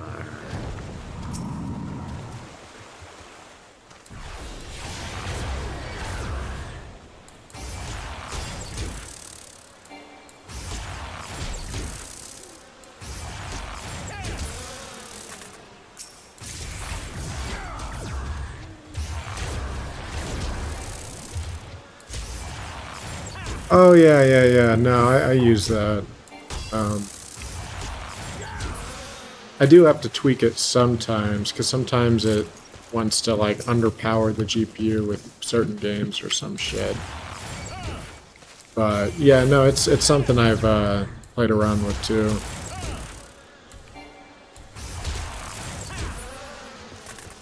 I do like their little GeForce experience app, though. Makes things a lot easier to tweak. For a layman such as myself.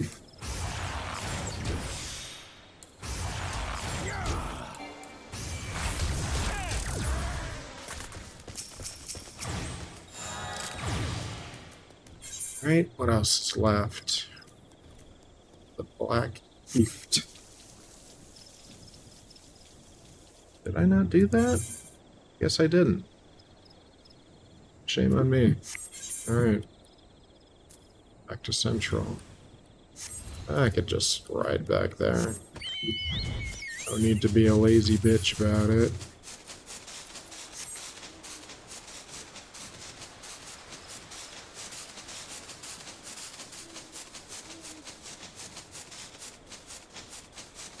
That's so wrong. So many levels.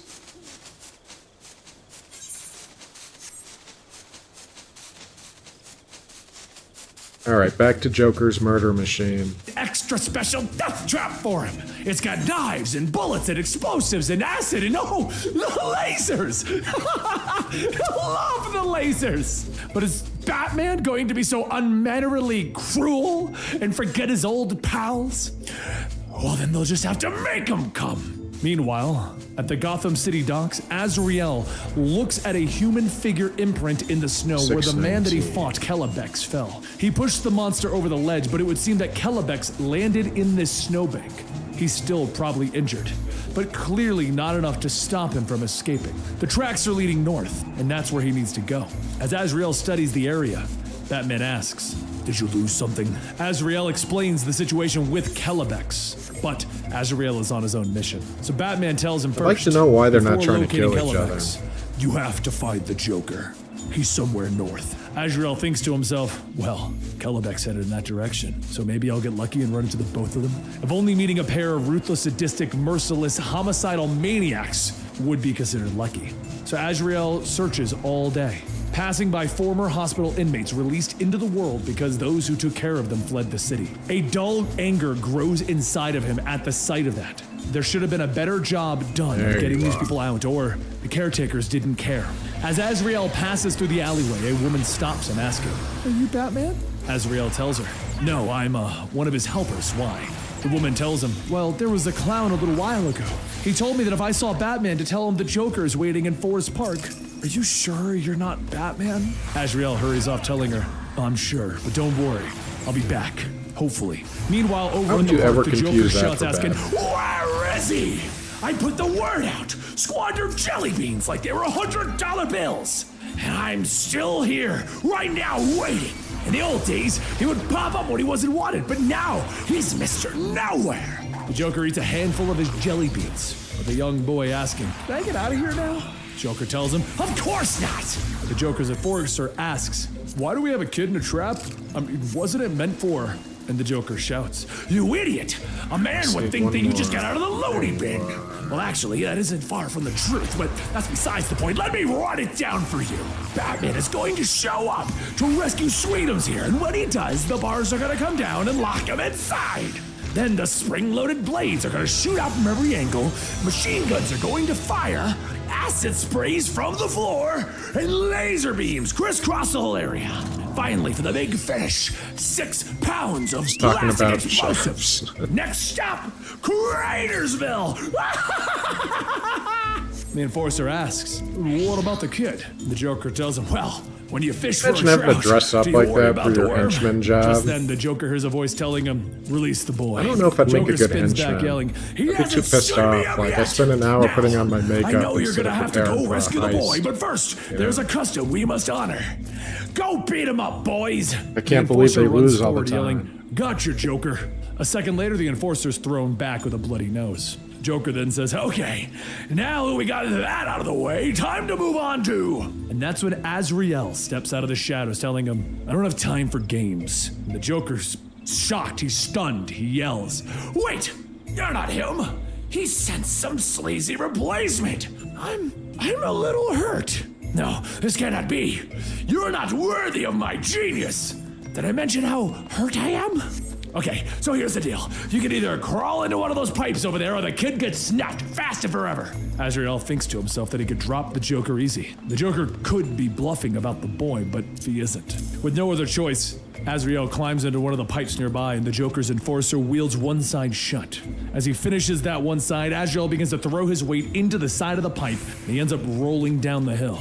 As the Joker goes on telling him, I'm still really, really hurt. Like, he sent a... Why? Me and Batman, we have a thing? The enforcer returns, and the Joker asks, "Are you done already?" The The enforcer tells him, well, not exactly. The pipe went into the river. And the Joker says, but both sides were sealed up, right? Right? The enforcer tells him, well, half of it was. So the Joker starts laughing, telling him, that's fine. But what I would like you to do now is crawl into the trap and get Sweetums. The enforcer asks, wouldn't I get sliced up and shot up? And the Joker asks, would I really do that? But before the enforcer could climb into the trap, he's grabbed and punched again. Azrael tells him, Batman told me to nail the Joker. Nail him hard. And the Joker laughs. Who would want to die for one of his shitty jokes? So as Azrael gets ready to hit him, the boy then asks, can I go now? It's getting cold in here. Azrael watches as the Joker runs away, and he gets ready to follow. But then he stops and he tells the boy, sure, I'll get you out of here. Later, by the nearby church, Azrael takes his mask off, stating that he failed. It took him 4 hours to figure out how to disarm the trap, and by the time he was done, the Joker was gone. But Batman tells him, no, you saved a child's life. That is no failure. When we do the things that we do, we must choose between vengeance and compassion. The choice you made, it was the right one, John Paul. Azrael does not know what to say, whether to smile or merely nod. But by the time that he decides, Batman is already gone. And then he moved slowly into the cold morning, determined to finish his quest, to find Nick Scratch and Calabex. Once upon a time, there was a noble knight who had always fought for the people of his land. The knight had a squire who served him faithfully, and more often than not, without question. The young boy scoffs, asking, so this squire's just a dork? Who would believe this old geezer? And then he hits the young girl next to him. Alfred grabs the boy by the nose, pulling out a bouquet of flowers, telling him, if you wish to win a young lady's affections, you must start with flowers. He gives the young girl the flowers and he clears his throat, stating, now, where was I? Oh yes, the squire served the knight. The relationship was somewhat of a partnership. The squire was proud to serve the knight, but then calamity came over the kingdom, and the knight's castle was destroyed. A great evil fell upon the land, and the people needed a knight more than ever before. But the knight, stricken with the loss of his kingdom, retreated to end to the wounds of his soul. Many asked, where did he go? Why has he forsaken his land? What they did not know, nor even the knight, was that he could never leave the land behind. That it would take the knight time to realize this. So now, our story must follow the squire. A knight would return the squire, though, but with his lineage.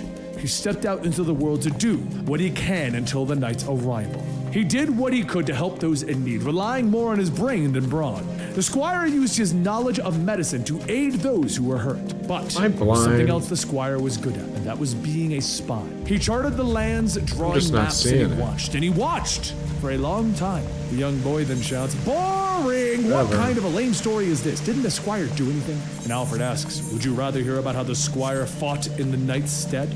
And the boy tells him, well, that would be something at least. So Alfred tells him, very well. There was a time when he fought. He did try. The squire saw a group of bad people capturing a group of men and women and thought back to when he would have left this sort of thing to the knight. But without him there, the squire knew that he couldn't idly stand by. The squire's stomach would twist and turn as he snuck up, not knowing what could happen. He attacked, leaving only the brute to deal with. Fortunately for the squire, though, the brute was not the sharpest stick in the bundle. While the brute rampaged in search of the squire quietly freed those captured. But the brute returned, cornering the squire as the people fled. The brute clearly overpowered the squire, and he was knocked down, and he expected that he would die. But that's when the knight returned. He defeated the brute with ease, telling the man that he shall never touch his squire again. Alfred then bows, telling his listeners, thank you. And the young boy yells, wait, that's not an ending. And Alfred picks up his bags, telling him, of course not. It is but a beginning. And now it is time for bed. As Alfred quietly sneaks away into the shadows, he opens up a secret passage. And Bruce asks him, how's the arm? Alfred tells him, compared to the injuries that he's endured, 'tis but a scratch. And Batman tells him, good, starting tomorrow, we've got a lot of work ahead of us.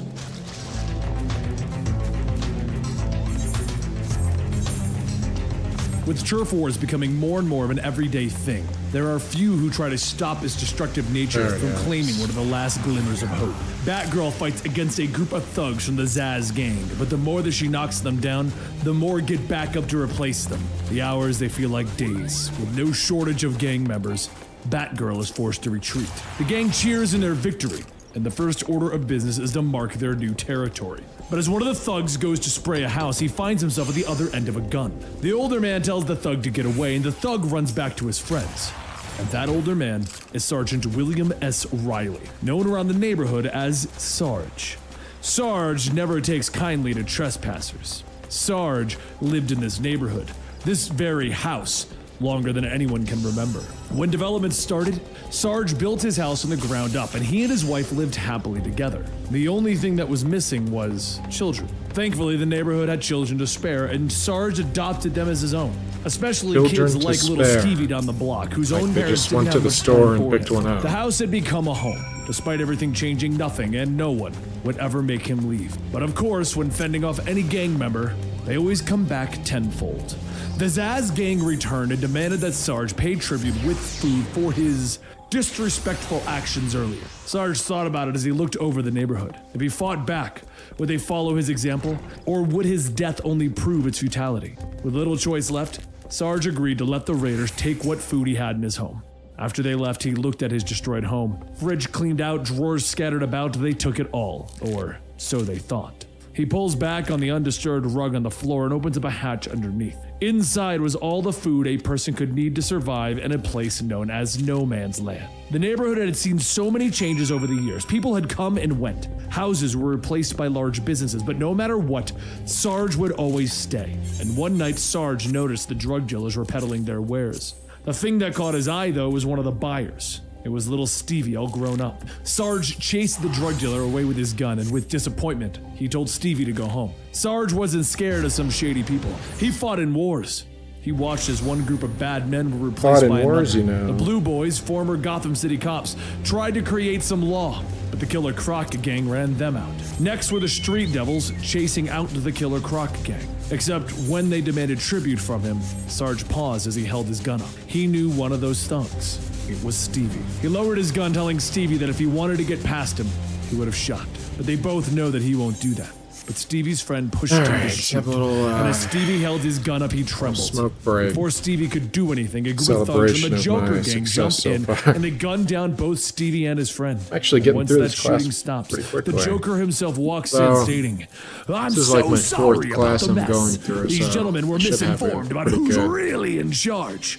Really like the Good, style, though." Sarge told him that he didn't much care for his. Groove going by Joker now, laughed. as far as like grinding That's these the out. spirit, but I can't help myself but leave without a souvenir. Any He gently dungeons pulls yet? the gun away from Nope. Sarge, telling his men to be nice and clean up. And so, the war continues. This was not the first tragedy that Sarge will see, nor will it be the last. Tomorrow will likely bring more of the same, or maybe not. Who knows? And no matter what happens, Sarge knows where he'll be, right here at home. From the sky, Superman watches, seeing that things are much worse than he feared. Poor people have been cast off by their own government, huddled into submission by petty tyrants, but not anymore. After seeing the Mad Hatter attempting to take what little a man had, Superman stepped in. He stopped the Mad Hatter and he told the people that they can take back what is rightfully theirs. But as Superman helped one man up, he asked, "What does he do?" And the man asked, "Do?" These people were in such distress that they nearly forgot what they did before the earthquake. And the man tells Superman that he was an engineer, chief engineer at a power plant. And that's when Defenseless Superman monkeys. I don't sees even him. think they're aggressive. Batman asked what did he think he was doing. As Superman told him, "I came here to help, of course." Get a good look at Batman these told him, guys. "You need to leave. You're out of your element." However, Superman wouldn't leave. These people needed help and he was going to these give things it are to nothing. them. Not They him have to or go. anyone was going to stop him. Superman said to show that he was serious, and Batman Take it smiled these are back, pests. asking, Yeah, there are "What a makes lot you of think them. I can't stop you?" Superman paused for a fuck like moment. rabbits. Batman is bluffing, isn't he? Batman reaches for something as Superman tenses up, but as Batman shows Suppose his that hand, makes sense, then. it has a battering in it. He tells him, 24 Surely a hours. forest can't Do all sustain the good these- you can. this I'll be many waiting monkeys. right here when the time comes. It's only a matter As of time Batman before leaves, they start Superman stealing knows your that he can pets. prove that he can do this, that he can bring change, that he can save Gotham. He flies back down to the man from before and he smiles. And he tells him, "I need your help. We're going to rebuild that power station and bring light back to Gotham." Within 4 hours, the once broken man has found a purpose. Working, sweating, fighting to win back the city. But as the man tightens the last bolt, he says that should do it. As Superman dusts off a hard hat stating, "I found this. Pretty sure it belongs to you." The man puts it on and it reads Chief Engineer. this was a He decent says, "Thank story." you," and he throws the switch.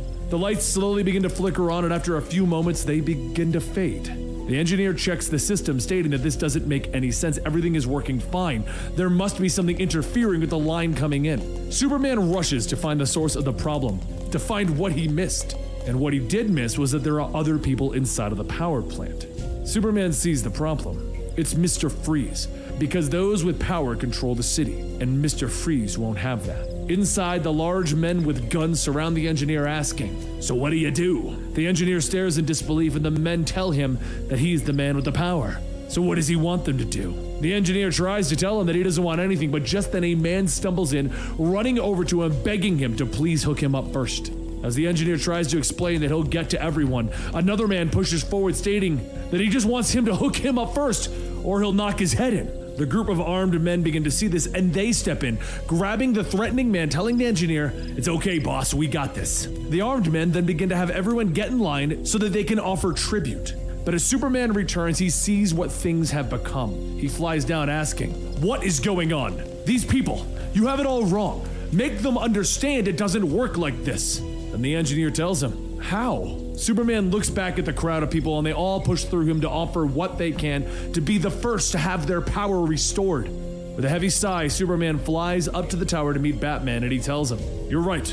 I don't understand the people. These people, they're not ready." And Batman tells him, "Took me longer to figure that out myself." So Superman then asks, "How are you going to do it? How are you going to bring Gotham back?" And Batman tells him, "I'm not sure, but I'll find a way.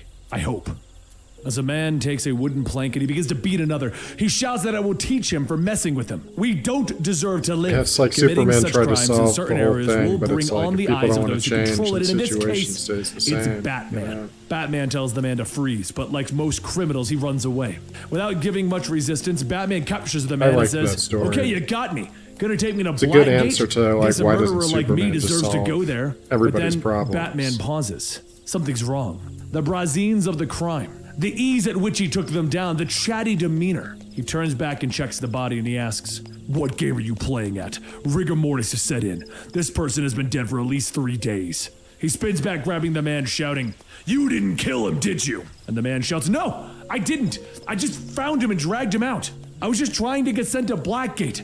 Everyone knows that it's safe there." Batman unties the man's restraints and the man says, "Wait, I'm not going to prison? What kind of hero are you? The people need you and you're just leaving. Why do all the murderers get the breaks? If I die, it'll be on your hands, Batman." But as Batman leaves, he thinks, could the man be right? This sort of thing has never happened before. As he tries to make sense of it, he almost misses the message left by Batgirl on where they're meeting. Just then he hears the sounds of a crying baby and he turns to follow those cries. He finds two women fighting over the baby. One yells to the other one that she left the baby alone, while the other one yells that she tried to steal the baby. Batman jumps down, picking up the baby, asking, "Who does this child belong to?" Neither woman answer. And the first shouts that she should have him because she's the better mother. That's child endangerment. And the second yells that she had him first. That woman is a kidnapper. She can't be a mother. Kidnapping is against the law. As the two explain their case, Batman tells them that they're both right. But you're also both wrong. Because of that, I will take the child and neither of you will have him. Batman leaves to the meeting place, but as Batgirl arrives, she asks, "Whose baby is that?" Batman doesn't answer, and she says, "Right, won't ask. Anyway, I ran into our mutual friend the other night. Jim asked me to give you a message. Stay away. You're not welcome in GCPD territory." Batgirl then asks, why would he say that? But when Batman doesn't answer, she says, "Right. Just thought you'd like to know." Later, as Batman returns home, Alfred senses that Batman is distracted and asks, "What's the matter?" Batman steps out of the shower, telling him, "It's nothing." And Alfred tells him, "I beg to differ. You put your shirt on inside out. A rare occurrence, to say the least." Batman sighs as he sits down, stating, "It's confusion. I'm not sure what I'm doing anymore. Even Gordon doesn't want me around. I swore an oath to fight for justice. I'm not so sure that I can keep that oath. If I even can, what good is an oath that tears us apart?" Alfred finishes changing the baby and he tells him, "You remind me of your father. Sit down and take off the mask." Because a story of Dr. Thomas Wayne should be told to his son. As a community service, Thomas would work 3 nights a week in a clinic in Burnham. One of those nights, there was an emergency and the prognosis was grim. A boy needed a very specific drug immediately if he was going to have a chance of survival. But the nearest hospital was far away. There was a pharmacy around the corner that had the drug, but it was closed for the night. Thomas had taken an oath to do all that he could to help those that were sick, but did that include breaking and entering, stealing? Thomas made his decision. He threw a brick through the window and found the drug. However, the child died regardless. Thomas returned to the store and left a note explaining what happened. His He could have lost intentions were his good. doctor's license Despite too the for doing outcome, that. surely the owner would understand. The next day, Thomas received a call from the store owner. He says what he did was fine, but because of that, the store was robbed. Now he would go to the police and the matter would go public, or Thomas would have to pay the man the amount and they could keep the matter to Money themselves. makes it everything Thomas was go a trusting away. man and he agreed to pay, but the store owner, he saw a sign of weakness. He would call Thomas and demand more and more money, and each time Thomas would pay. He did this to keep the embarrassment of what he did out of public view. One day Thomas took a shower and put his shirt on inside out, claiming that he just had a lot on his mind. So as a concerned butler, Alfred followed Thomas one night when he went to go pay the store owner. Alfred told Thomas that he wasn't the 17, criminal here, the level store 10, owner I don't was. know. Perhaps they could work something out. So the next day, Thomas went to the store owner while he was working, and he told him that he wasn't Work my going to way pay up him any to more it. money. The owner That's said smarter. fine, they would just call the police.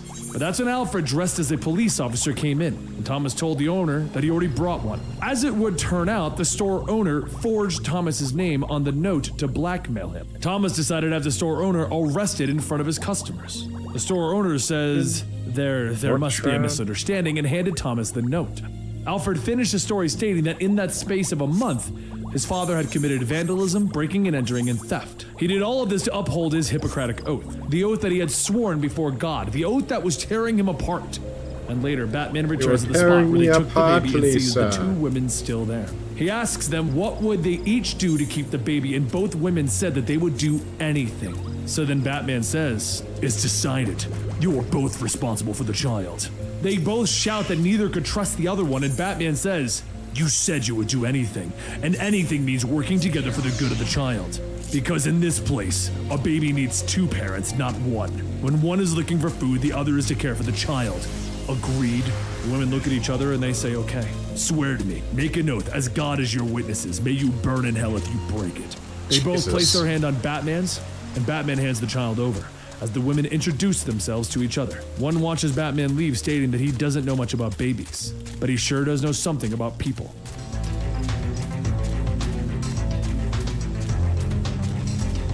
It's been over 4 months now in No Man's Land, and this winter has been one of the worst that Gotham has ever seen. Actually, that's not true. The worst were the winters of 88 and 67. What makes this one worse than those back then is people at least had central heat. And no one can escape this time. Even with waters freezing, there are still mines out there, and they have no issues detonating. So no one even bothers to try and escape the city. They just wait and hope for spring to come. And if they can't live that long, well. But while some try to figure out how to survive these cold nights, others are plotting. They're plotting for control over the lawless areas of Gotham. Two of those people are Penguin and Two-Face, and they're currently at war with each other. One day, though, Two-Face met with Penguin out in the field of battle, stating that they don't have to fight. There's something that he can offer. Batman's land. Penguin lets out a laugh, telling him, "That is very unlike you. What exactly would you be getting out of this, Mr. Harvey?" Two-Face shouts, "I will destroy the Batman." And Penguin laughs, "You really do take things personally, don't you? Can you even deal with him with your current numbers?" Two-Face tells him that he can, and he guarantees it. "I just need 2 days and some help. First of which would be to spread some false information." So the next day, Barbara contacts this new Batgirl to reach Batman with information. But she will only speak with Batman directly. Batgirl tells her that she understands that she isn't liked, but they cannot let that interfere with their jobs. Barbara shouts, telling Batgirl to just have Batman call her Oracle out.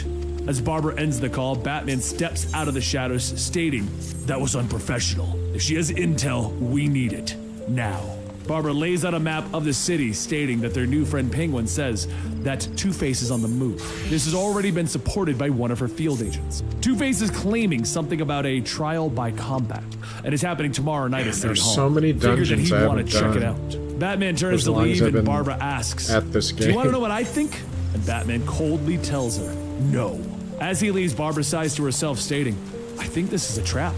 Meanwhile, in the south, Jim sits alone on a rooftop while Montoya steps out, stating that she heard that he was looking for her. Jim directly asks if she trusts him, and she tells him absolutely. Jim says, "Good, because I need you to do something. Something where if you were caught, I would have to deny ever asking you. No one can know." Montoya tells him that he can trust her.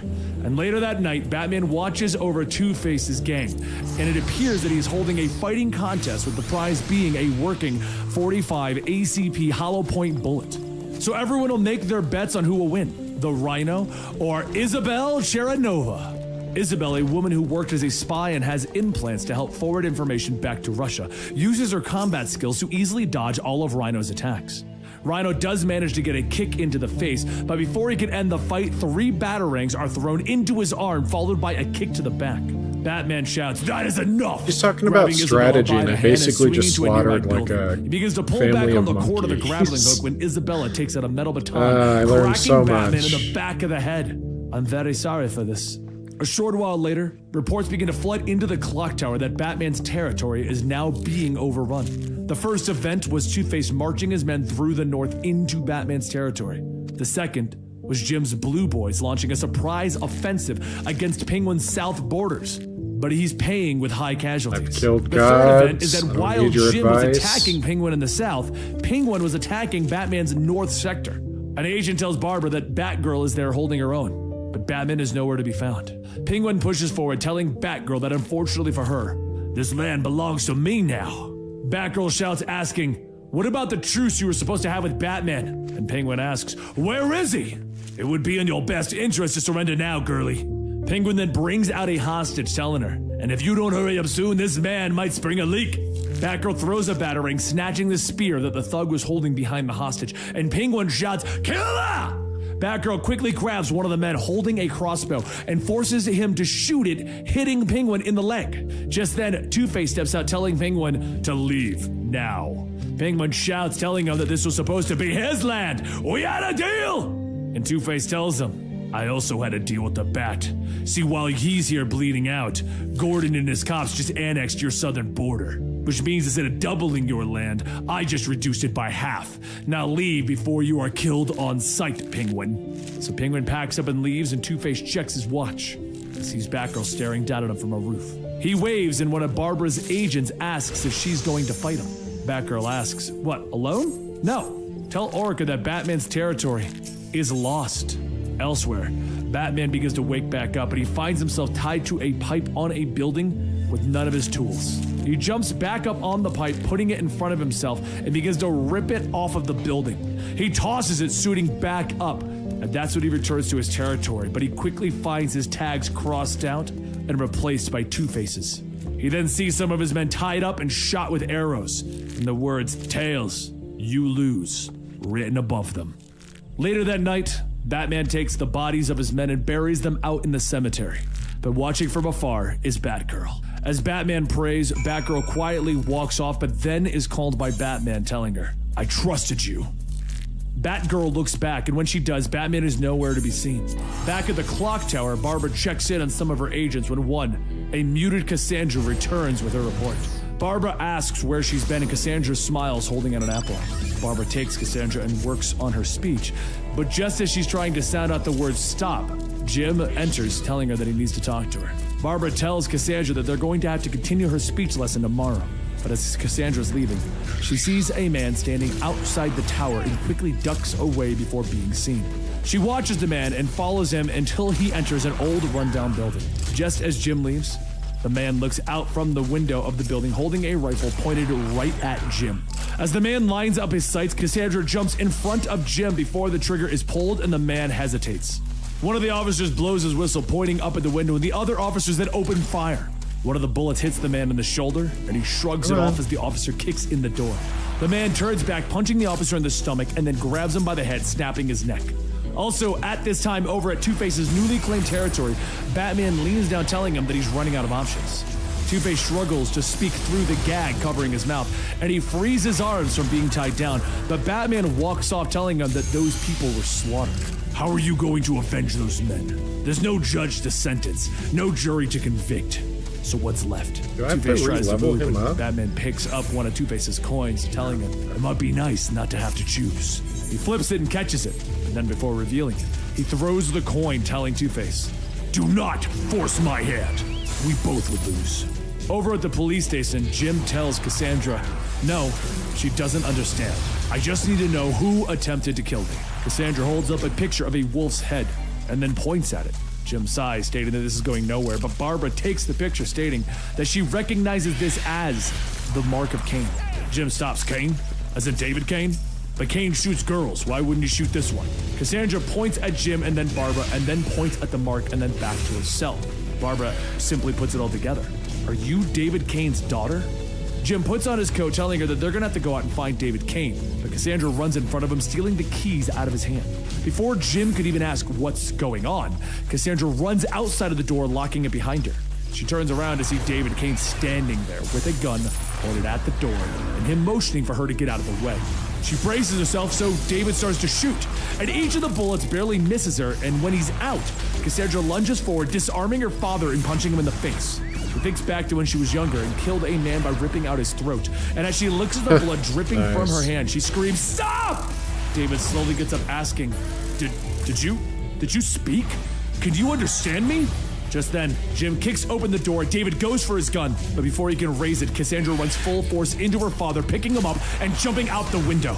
As the two begin to tumble to the pavement below, David tells Cassandra that was a nice tackle. He taught her well. But before they can hit the ground, David grabs onto Cassandra's hand as Batman throws a batarang around David's legs to stop them. The weight of the two of them starts to cause the wire to dig into Batman's skin, but as Cassandra hangs there, she pushes herself, forcing David to let go. He shouts for her, and then Cassandra sees black. A short while later, she wakes up in the cemetery with Batman asking, "Who are you? What is your connection to Kane? Speak." After a few moments of silence, Batman then puts two and two together. "Can you speak English?" She motions to her mouth and then fist, signifying that she can't speak. And Batman says, "You can't speak any language other than the language of violence." Cassandra throws a punch and Batman blocks it. And he tells her that whatever her involvement is over now. "Stay out of the way." Cassandra draws the mark of Kane in the dirt, and then Batman draws Two-Face's tag stating that this man hired Kane, which makes Kane his problem now. But instead of walking away, Cassandra begins fighting Batman again, landing a few blows, but ultimately ending with Batman going for her neck. He stops before grabbing her, telling her, "I could stop him. I could stop them all." Later, David Kane sets himself up to attempt his assassination on Jim Gordon again, but before he can pull the trigger, he stops, asking, "How long have you been standing there?" Batman walks out. "Long enough for you to stop yourself." The two begin to fight, savagely beating one another, when just before they collide one last time, they both punch bags of money. David looks back to see Cassandra wearing a mask, and he calls out to her. She holds out her hand to stop him from coming forward and points at the money again. Batman picks up one of the coins and sees that the bag is filled with all of Two-Face's silver dollars. Smiles. "Nice touch." Later that night, Barbara shows Cassandra a picture of herself when she used to be Batgirl. She says, "Yeah, that was her. A long time ago. Take it." Batman then appears and tells Barbara, "Call us.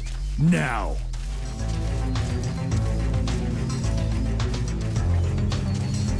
Barbara says that they're going to need more time, and so Batman leaves, telling her that they have 24 hours. If they can't do it, then they aren't up to the task. But for now, he has business to attend to.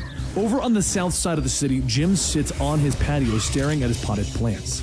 His wife Sarah comes out asking if he's ready for bed, but Jim tells her in a minute. He sets the plant back down and he looks back to see Batman. He tells him to go away, but Batman doesn't move. So Jim turns, telling him, "I don't care whatever it is. I didn't ask for your help against Kane, and I'm sure as hell not going to ask for it now. Now get out of here." Batman tries to speak, but Jim shouts over him, telling him, "No! Leave!" So Batman stands there as Jim pulls back, punching him across the face. Batman turns to leave, hanging his head, telling him, "Two-Face isn't an ally that you can trust." And Jim looks to him, telling him, "Neither were you." And back at the clock tower, Azrael, Cassandra, Nightwing, and Robin meet with Barbara, and they all begin to joke about how long it's been until Batman finally arrives. He steps out of the shadows, telling them all that it's good to see them. "You've come far, and right now you all need to stay here. Nightwing, you're coming with me." So, as the sun comes up, our mysterious Batgirl prays before getting some much-needed sleep. She jumps down into her apartment, taking off her mask when a voice tells her, "It's harder than you thought, isn't it, Huntress? Not working out like you planned." Huntress turns back asking, "You knew?" Batman tells her, "Yes. 6 people are dead. The fault is as much mine as it is yours. If you want to keep that cow and become our new Batgirl, I need to trust you. I have to know that you're going to be following orders. Trying isn't enough. You were supposed to stop Black Mask at the tower. You failed. I told you not to follow me when I took Black Mask into custody. You disobeyed. I told you to protect our territory, our people, but now Two-Face commands our land. Huntress throws the mask at him, yelling, "You blame me for all of that? Do you think that I don't understand? I can't just forget those who died. I can't sleep at night. I can't forgive myself. You left me alone to fight more than 200 of Two-Face's goons. What was I supposed to do, Batman?" And Batman tells her, "More. You lack discipline. You lack control. You're too emotional. If you're going to remain with me, with us, you need to fall in line. Otherwise, you're out." Huntress shouts, asking, "It's always your way, isn't Batman, it? Either I do your lapdog thing or nothing. I won't take orders from you, not anymore. I'm not going to do what you want. Don't ask because I can't."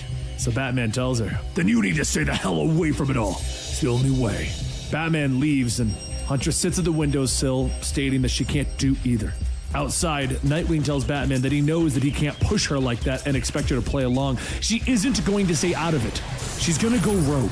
So Batman tells him, "Yes." And Nightwing tells him, "Uh-oh, I know that tone. That's the 'I have a plan' tone."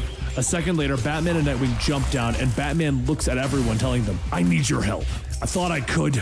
I thought I needed to do this alone, but I was wrong. No Man's Land is too big, too dark.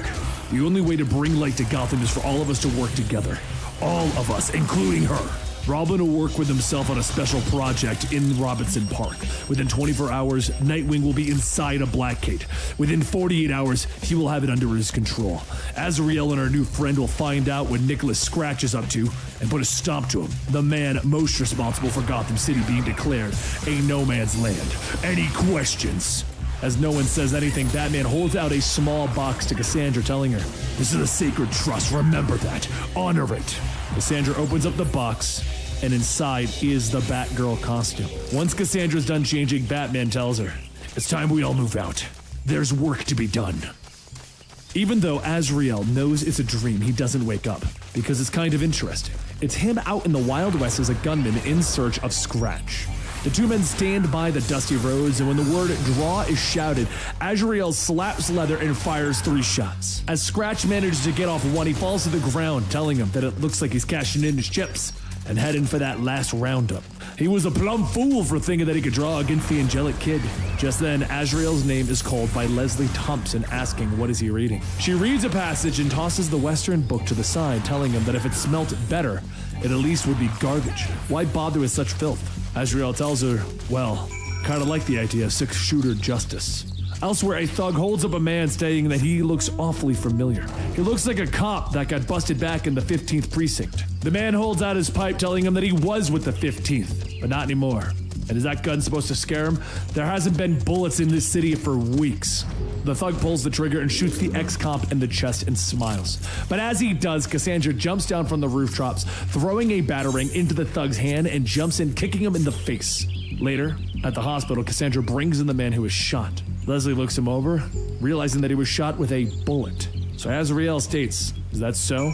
Show me who." A few moments later, back at the area where Cassandra found the ex-cop, she and Azrael see the thug, and the thug says that she caught him off guard before, but this time, Cassandra walks up to him, kicking him in the face, bringing him back to the hospital. As Leslie is checking him out, Batman walks in. "I gave you one job. Don't you think it's about time you started listening instead of playing around?" Later, Azrael walks with Cassandra out of costume, stating that he's going to try and do this without hurting people. Every time he puts the Azrael suit on, something inside affects his body. He becomes really powerful and kind of mean. That's really the only part that he doesn't like about this. Without the suit, he's just Jean-Paul Valley. Pretty unmean guy. Word has it that Scratch has gatherings at the schoolyards, so they should start there. Maybe she could stand back and keep an eye out. But when Azrael looks back, Cassandra's already gone. That's when a large man steps out, asking what he is doing here. So Azrael tells him that he heard that Mr. Scratch was given a talk he would like to. The man walks up to Azrael, looking him up and down, telling him to take a hike. "Scratch don't want some guy like you in the crowd." The man stares for a moment and then is struck in the back of the head by Cassandra, and Azrael tells her thanks. Once Azrael gets to the meeting, he sees a large group of people all waiting and shouting for their master to arrive. Just as the cheers get to their loudest, Scratch gets on stage, telling everyone that he's heard the things that everyone has been saying and calling out. Dregs, the lost, the stupid, the criminal, and the insane. But he calls them the favored, the special, the chosen. They all know his history. He was a blob at his blobby job, but one night he was hit by a beam from a faraway galaxy. It carried a message from beings far wiser than they and had instantly transformed him. He became rich, famous, and beloved. And all of that was only preparation because he knew that he was meant for something grand. That's when an earthquake hit that leveled his place and he recognized it for what it was. A call to action. He had supplies, food, medicine, guns, and he waited until the time was right. And tomorrow at sunrise, they will go into the streets and they will slaughter all of those who turned them away. They will build upon the ruins a place of wealth and grandeur and unimaginable luxury. Azrael looks around at the crowd, and just as he looks at the hundreds of mouths, they all say the same thing, yes. That's when one of Scratch's men calls out to everyone to line up. They're going to be handing out their guns. Azrael patiently waits in line, and when he's called, he notices something. The man handing out the guns is the same thug that Cassandra beat up earlier. The thug hands over the gun and then tells him, "Wait a second, you look familiar. You're the guy that was wearing that funny suit. Everyone get him!" Azrael runs and he begins to escape, but as he leaps over the wall, he's hit from behind and knocked to the ground. Scratch walks up telling him, "I believe we've met before. Your name is Azrael. Or at least that's what you're calling yourself." Scratch brings Azrael on stage, telling everyone to line up and take turns shooting Azrael. Azrael leans up, telling him to just get it over with so that there's only one life lost. Scratch kneels down, asking, "What do you mean by that? Wait, you wear a costume, that's it! If you die now, you'll just be another victim of no man's land. But if you die in costume in front of everyone, everyone will know that one of Batman's minions fell by my hand, Nicholas Scratch." Azrael's taunt worked, and he convinced Scratch to put him into his suit, which, unknown to him, is when Azrael is at his strongest. Scratch calls out that it's settled. Tomorrow they will march until a suitable group gathers, and then they will execute the costume. Until then, they'll have fun with their new friend here. So a short while later, the thug from before stands over Azrael's beaten body, telling him that it was fun. Afraid that's all he could do for now. Once the sun comes up, he'll die. And hopefully Scratch will let him be the one to do him in. Azrael laughs, telling him, "Take care." And once the coast is clear, Cassandra jumps down. Azrael asks where she's been. Are those the followers' guns? Good. So he reaches down, untying him, and Azrael tells her not to do it. She just needs to stay close, but make sure not to be seen. She'll know when she needs to come out. So the next morning, Azrael is put into his suit and he's brought out. But before the march can begin, one of the followers tells Scratch that someone stole all their guns. Scratch says that it's unfortunate. "Well, just head down into the bunker and we'll get some more." Azrael listens and watches the man as he leaves to determine the direction of the bunker. The thug from before holds his gun to Azrael's head, asking, "Did you do this? You couldn't have. You were tied up all night. Aight, that pretty boy?" Once the follower returns, the march begins as the thug is keeping his gun out, asking if he can shoot him yet. Scratch looks at a pile of bricks, telling him that he has a much better idea. They're going to stone Azrael to show everyone what happens when you oppose Nicholas Scratch. All of the followers begin to pick up bricks, but Azrael tells them to wait. "You can't kill me without my mask. I wouldn't be complete." Scratch shouts, "Thank you for the kind suggestion. Now get your mask." Once they put it on, Jean-Paul is no more, and all that's left is the persona of Azrael.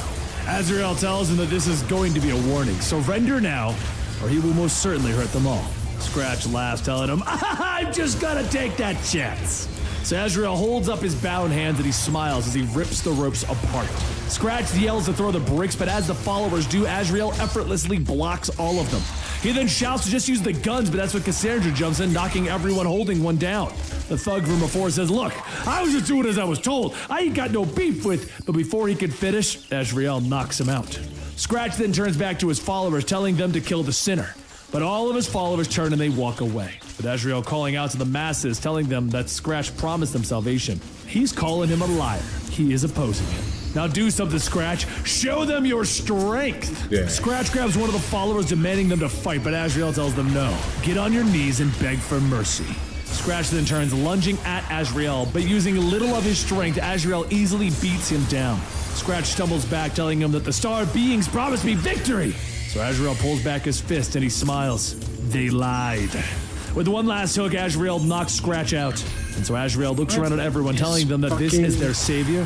Anyone care to follow him now? The crowd disperses, and Azrael tells Cassandra that they need to find those medical supplies. He has an idea where they're headed. Later at the hospital, Azrael takes off his mask, telling Leslie that things got ugly. He didn't want to use violence, but That isn't the worst part. Him What do you fighting like mean? that, well, he enjoyed it. Leslie laughs, telling him that just means that he learned that he isn't in control of himself. He's just like the rest of them. But the nice thing is, as long as they're still breathing, they can try again. Now come along. There are some sick people who need our help, Jean-Paul. And take off that ridiculous costume.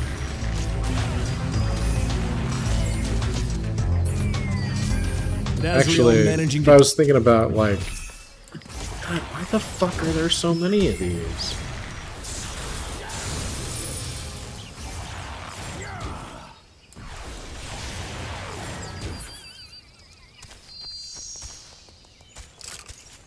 Is it done? I save?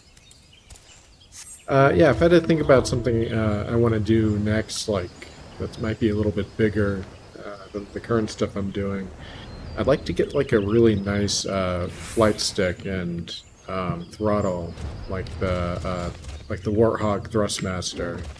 It's an expensive pig, but the best pig.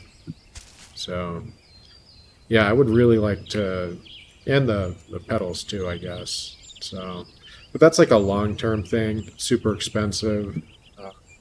But I would really love to get more into space games that have a big emphasis on ship combat.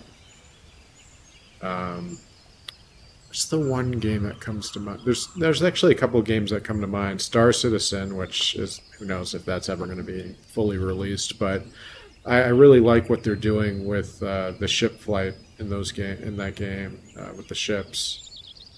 There was another one. Escapes my mind right now. But maybe twin universes or something. I can't remember. So yeah, I would really like to find a very sci-fi heavy game that's got very good ship combat in it. So I would love to get into Star Citizen, but they wipe their servers every so often, you know. So there's no longevity there. At least for me. I don't like having to repeat stuff all the time. Stuff I already had. Take down Scratch, Batman begins his plan to take back over Blackgate with Nightwing. He explains that since Lockup took control, he's been ruling it with an iron fist, creating a living hell for all of those imprisoned there. But there's no way he's doing it alone. He must have help. He must likely be using some of the convicts to keep the others in line. Almost feel sorry for anyone who has to go in there. Nightwing sits with Batman looking over the prison, asking if he wants to go inside of Blackgate. Batman tells him that Lockup has served his purpose, but since he's been collecting some of the worst criminals in No Man's Land, he might just realize that he has an army imprisoned in there. Nightwing says that he's got his own city to worry about, you know. Bloodhaven hasn't gotten any nicer since 1 million Gotham Knights have been camping out there. Batman tells him that once Gotham is cleaned up, they can come back. But Nightwing stops him, yelling, "Do not give me the whole bigger picture storyline.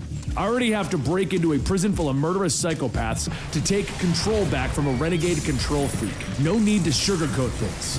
Barbara then radios in that she's got a match for someone that he can pose as to sneak in. Clyde Greenlaw. They share a similar weight and height. Nightwing looks at the picture asking if he can really pass as this guy, and Barbara tells him, not to his mother maybe, but it's not like Lockup is really keeping records. So a short while later at the prison, Clyde mops the floor while one of the Trigger twins calls out to him that he missed a spot. Clyde tells him, "Come on, see them ghost boss making a mess of my floor. Ought to fix the roof so they can't fly in." The twins laugh, telling him, "Sure, they'll fix the hole in the roof after they get some hot tubs and lace curtains." As night begins to fall on the land, Nightwing sneaks in through the roof, noticing something. All the cells here are empty. Nightwing then makes his way to Clyde's cell, and he grabs him by the mouth, telling him that he's going to need him to be quiet for a bit. "Can we talk?" Clyde muffles while nodding his head, and Nightwing tells him good. They're going to talk about his future. He's going to leave this place, no questions asked. Would he like that? Clyde muffles and nods again. But as Nightwing lets go, Clyde runs out shouting, "No! I won't go back to Gotham! Golly, don't take me back, please! Nightwing was to follow, thinking that was not what he was expecting. But before he could think on it too long, the Trigger Twins run out, opening fire. Nightwing jumps over the ledge and Tom yells, "Woo-wee! That one's a scrapper!" So Nightwing lands on the bottom floor, running down a hallway, and as he turns the corner, KG Beast appears asking, "Have we met?" The Beast swings and Nightwing throws his batons, forcing Beast to deflect while sliding under the giant body to escape. But before he could get far, the Trigger Twins rush down and they begin to shoot once again. Nightwing ducks behind a wall to get cover, but Beast steps out of the shadows, telling him, "Looks like you're returning to me." Beast tries to stab again, but as he does, Nightwing ducks, grabbing him by the arm, slamming him into a wall, and then he throws Beast over his shoulder and into the Trigger Twins. Nightwing then takes a moment to admire his own work, but suddenly he's shocked from behind. And Lockup looks down, telling him, "Seems we have ourselves a new inmate." Once the others are up, Tad reaches down, stating that they should take the mask off. But Lockup tells him that it doesn't matter who he is. In a few minutes, he'll be dead. Frisk him for weapons and toss him in the hole. You should have a warm welcome down there. So a short while later, Nightwing begins to hear voices, and then shapes. People begin to surround Nightwing, telling him that they should kill him, but when Nightwing can fully see, Scarecrow tells everyone to back off. Linz points his shiv at Nightwing, yelling, "No, we're gonna disembowel the hero." All the villains locked up at the start are trying to get at Nightwing, but Scarecrow shouts for them to stop. They don't know what they're doing. Nightwing jumps up to the grate that he was thrown in from, but before he can squeeze through the holes, KG Beast sprays him with water, knocking him back to the ground. Before the villains can go back to fighting, Scarecrow then stands up between them, yelling, "We gotta think about this. If Nightwing is here, what does that mean? It would mean that there's been a falling out between Lockup and the Bat. It also means that the Bat will be coming here looking for Nightwing. We have a bargaining chip." A voice then says, "Dr. Crane is right. For once, put reason ahead of your lust for revenge, Linz." Linz yells back at Black Mask as he walks out, stating that he needs to stay out of it. As the two argue, Nightwing steps back, stating that Batman is not coming, and he is getting out of here. A brawl erupts between the convicts, but it's Sacco who brings up reason, stating that they need to stop and listen to Nightwing. They can always kill him after they escape, so why not use him to their advantage? Everyone stop, and Linz says, "Fine, but if Nightwing is yanking our chains, I got dibs on his face." A short while later, Lockup returns asking to speak with Nightwing. One of the convicts says there's going to be a little difficult. He's dead. Lockup asks who did it, and the convict points back, stating that it was Steel Jacket. There's nothing left of him, and Steel Jacket also kind of ate him. The convict then holds up a skull, telling him that that's all that's left, with Lockup shouting, "You're animals!" But as he leaves, Scarecrow asks, "So what's the plan?" Nightwing tells him that he wasn't expecting all of them to be holed up here. What exactly are they doing here anyway? Scarecrow explains. Blackgate was a Civil War gun battery for protection from Gotham Harbor. Sacco yells, "Yeah! And we're stuck in the powder magazine where they stored the shot for the cannons. The walls are 10 feet thick!" Nightwing then looks at the stock of cannonballs, stating, "Yeah, this place still stinks of sulfur." He then drags his finger along the gaps between the bricks, stating that this place is full of residue from the gunpowder. There must be 100 pounds of this stuff embedded in the walls. Hey, yo, Bravo, and you know have you that tried means? Well, Fallout the convicts London begin to yet? collect that The gunpowder London mod? outside. Lockup says that he's made up his mind been and there's getting a lot nothing of that's buzz going to change lately. it. Beast tells him, "Seems kind of dramatic." And Lockup goes on telling him, "It's a question of resources. We have new inmates coming in every day. They use up all of our food supplies and electricity. We have to reduce the population to make room for more. There's only one way to do that." As Lockup and Beast begin to turn the lever on the pump back in the hole, Scarecrow calls out that they seem to have a leak somewhere. Nightwing says that that's seawater, and Sacco shouts, "They're gonna drown us like rats!" As the floodgates open, Lockup heads back inside, listening to everyone scream, and he simply says, "Listen to that. They're screaming in fear!" Nightwing then shouts for everyone to bring the explosives to the wall. Once the pouches are set, Nightwing lights the fuse and tells everyone to take cover. Everyone waits for a few seconds, and then there's a loud boom Sometimes you gotta have a good as the wall is blown open. As the walls crumble, releasing the water, Nightwing jumps from the hanging chains, followed by someone else. I swear to God, As the only convicts reason get why close to the I exit, have Nightwing turns Facebook back, cutting is those just to see chains, how fat with people Linz get yelling, over time. "I knew it! I'm gonna cut that pretty face clean off." With Nightwing distracted, he's kicked in the face, and Beast climbs down, telling them all, "It's so nice not to see you dead." He begins to swing his metal arm around, cutting more chains, but Nightwing runs along the wall, throwing his entire body into Beast, have you seen slamming much his face in about the the wall. Fallout As Beast London falls, knocking mod? everyone else down, Nightwing climbs out of the sewer drain, Hey, and the Bravo. Trigger Twins begin to try and shoot at him with more gunfire. Nightwing quickly jumps behind the boxes as Lockup runs up asking where did he go. Lockup then looks down the hole, telling the twins to go after him. I'll watch after the... But that's when there's a rumble and Nightwing drives a forklift into a stack of boxes, knocking the entire pile down onto Lockup and the twins. Batman's crew then moves in to take control now that Lockup is out of the picture. And back over at the clock tower, lightning strikes as Barbara hears something scratching at the window. She looks over to see Nightwing beaten and bruised, but he tells her that he found a blind spot in her security. Better look into it, Babs. As he finishes, he collapses to the floor.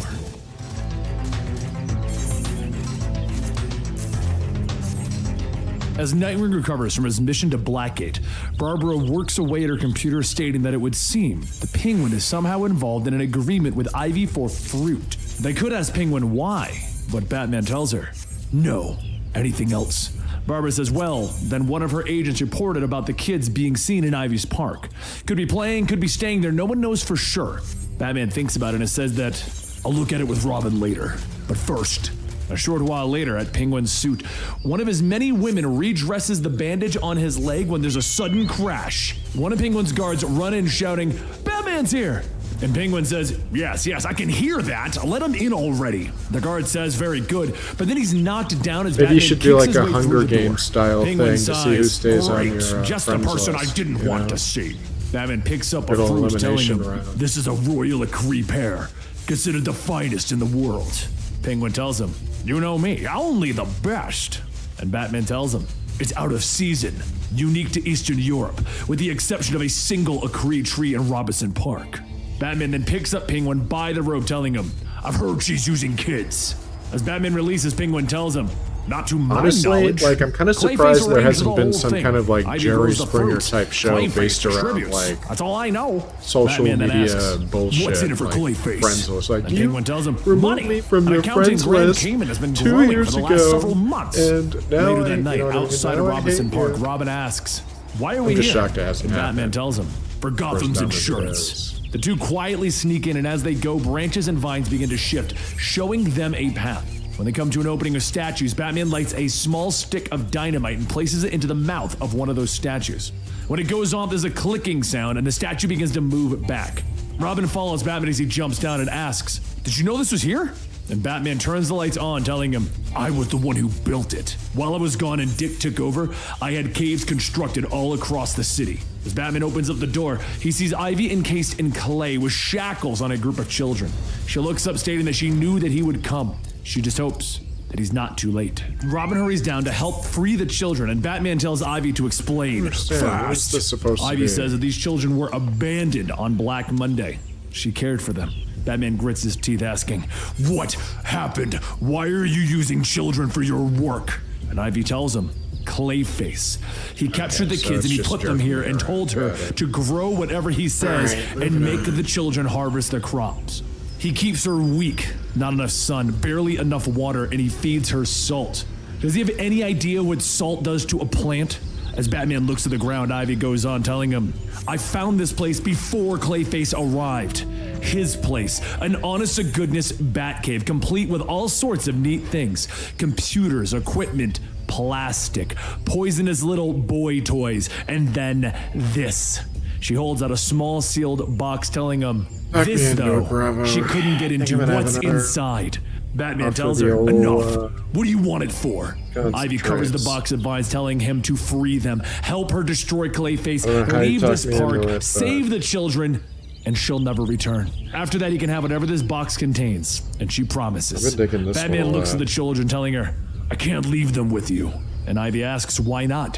Who else is going to take care of them? You? You're running out of time. I can feel every footstep on the grass above. Clayface will be back by dawn. Batman pauses to think, and he tells Robin, get the kids to safety. And Robin asks, what are you going to do? So Batman tells him, I'm gonna get some mud on my boots. Once everyone leaves, Ivy tells them that they're alone at last, and Batman begins to hit the clay, trying to break it free, and Ivy says that the kids have already tried that. So after a few more hits, Batman stops and says, I fought Clayface just after the earthquake. He's too powerful for me to take on alone, but I have a plan. You'll have to help me and do exactly as I say, so tell me, what do you need to be strong again? Ivy asks, what does any plant need?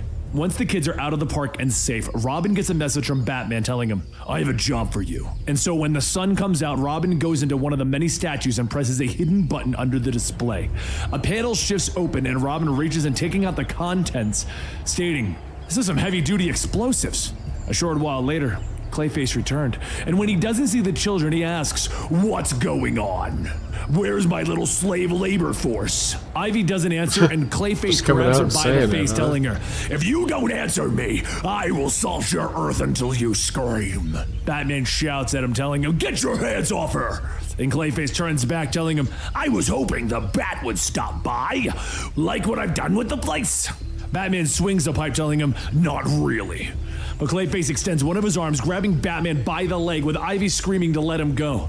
Clayface laughs, shouting, aw, sounds like she likes you. Hang on a sec, we're gonna build up a charge so that I can. Batman slams the pipe into Clayface's back, releasing the charge that he was building, telling him, you talk too much. As Clayface lets go, Batman radios to Robin, telling him to hit it, and a second later, explosions go off above ground, flooding the cave with water and sunlight. As Batman and Clayface rise out of the flooding waters, Ivy stands there telling everyone, all right, boys, let's finish this. Clayface bursts out laughing. Finish it? Baby, we're just getting started. Ivy tells him that it's been 6 months. 6 months since he trapped her, abused her, tortured her, defiled her, polluted her. Enslaved the children that she swore to protect. Enslaved her, abused the Green. And now you're going to pay, Clayface. Batman slams down a small cartridge of nitrogen, freezing Clayface's hand, and as it breaks off, Ivy calls down a vine from the top. Batman jumps onto it while grabbing onto Ivy and flings the both of them outside while telling Robin to throw in a second charge. Robin tosses in a small package as Clayface shouts, I will kill you all! But before he can finish, the charge goes off with a loud faroom. Be back in a second. Clayface starts to pull himself out of the ground, yelling, you can't blow me up! You're not going to stop me! He gets ready to lunge, but as he does, he feels something pulling at him. A nearby tree grabs onto him, and soon Clayface begins to scream out in pain. Roots begin to grow out of his body, and Ivy asks if he can feel it. You're very good soil full of nutrients and minerals. You're creating life. You're feeding all those plants growing inside of you right now, and we're going to use you just like you tried to do with me and the children. As the green slowly covers his body, Batman shouts, that's enough! I won't let you kill him! And then the vines reach out, holding Batman back, and Ivy tells him, you weren't the one trapped by that monster for 6 months. Keep out of this, Bats. Batman struggles to free himself, but Ivy walks over to Clayface, leaning down, asking, how would you like a kiss? Clayface tells her, please, don't. And Ivy says that she remembers asking the same of him. She leans in and kisses him, and as she pulls back, Clayface smiles and crumbles away. The vines loosen their grip on Batman, and Ivy asks, do you know what day it is? It's the first day of summer. A few moments later, Ivy returns to the box that Batman came for, stating that she hopes that he's not too disappointed. He opens it up, and after looking inside, he dumps a bunch of damaged discs, stating that she destroyed them. Ivy says of course she did. She found the box before Clayface arrived, and she knew that it was his. And they were plastic. Petroleum byproducts are poisoning to plants. Besides, she's pretty sure that he has backup files somewhere.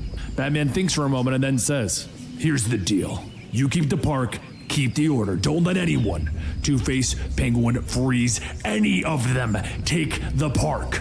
You care for the children. Tuesdays and Fridays, you'll release produce to the city. Leave it at the south gate. Grow only what we'll need. Do these things and I will leave you alone. So later that night, back at the clock tower, Barbara looks at the computer, stating that they only have one option here. They need to Not only do I wish I could show you my The whole plan with Poison Ivy didn't work since he destroyed taters, Batman's backups. It is and Batman smelling. groans. It's not that simple. slow We're going cooking. to have to trick her into doing what we need.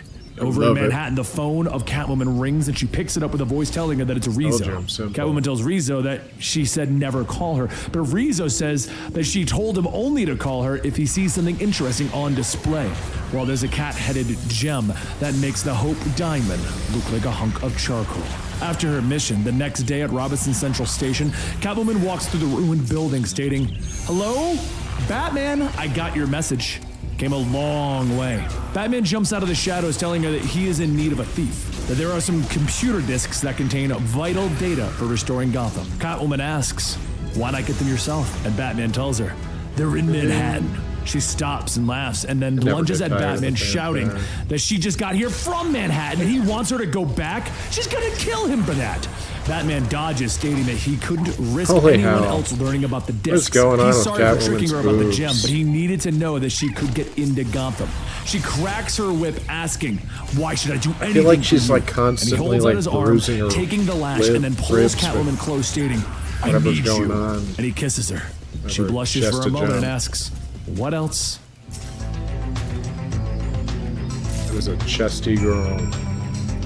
As Batman goes out on patrol, he notices something coming out of Chinatown. Across the dark Gotham, he sees bright neon lights where there should only be candlelight and open flames.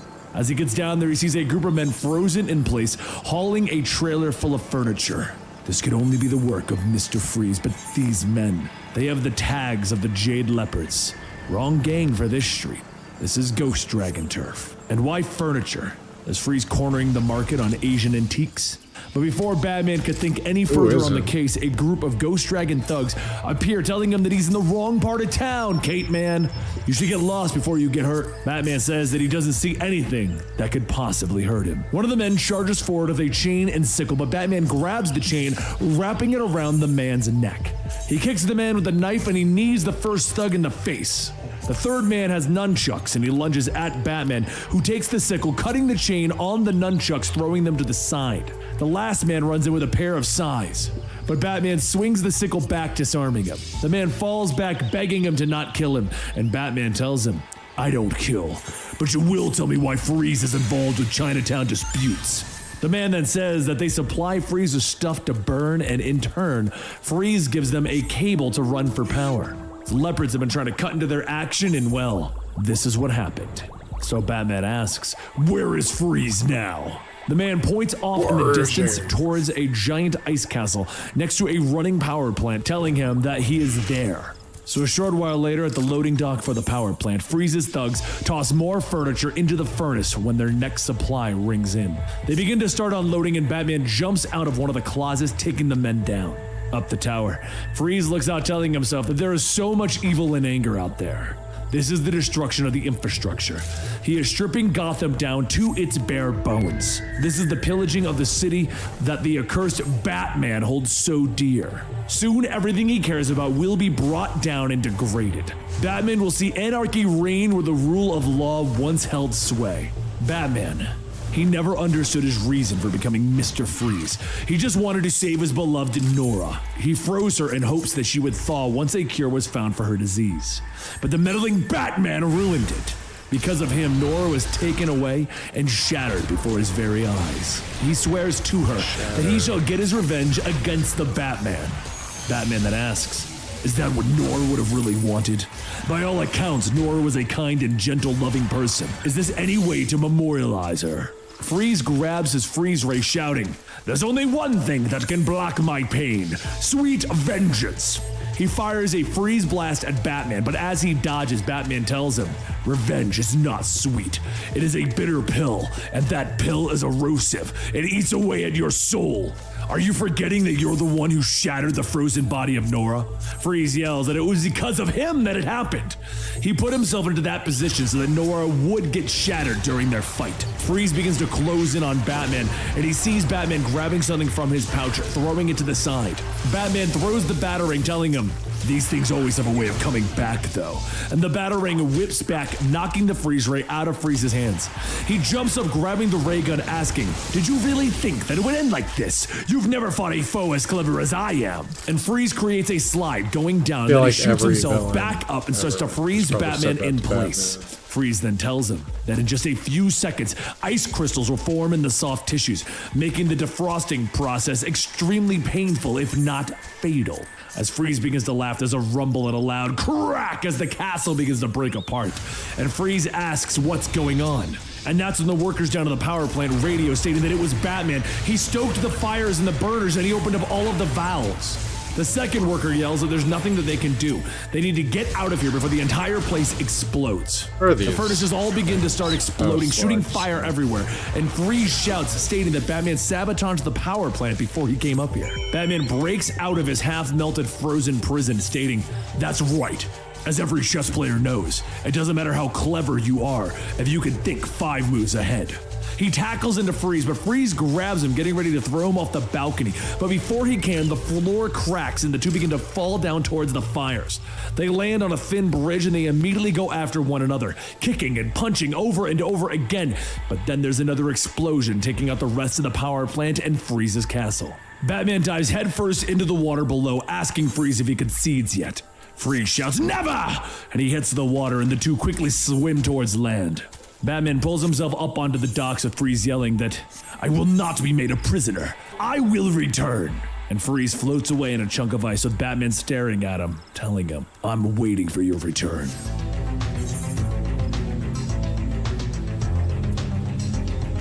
The sounds of the last Skinner being knocked out echo through the silent night as Batman twists the knife from the man's hand.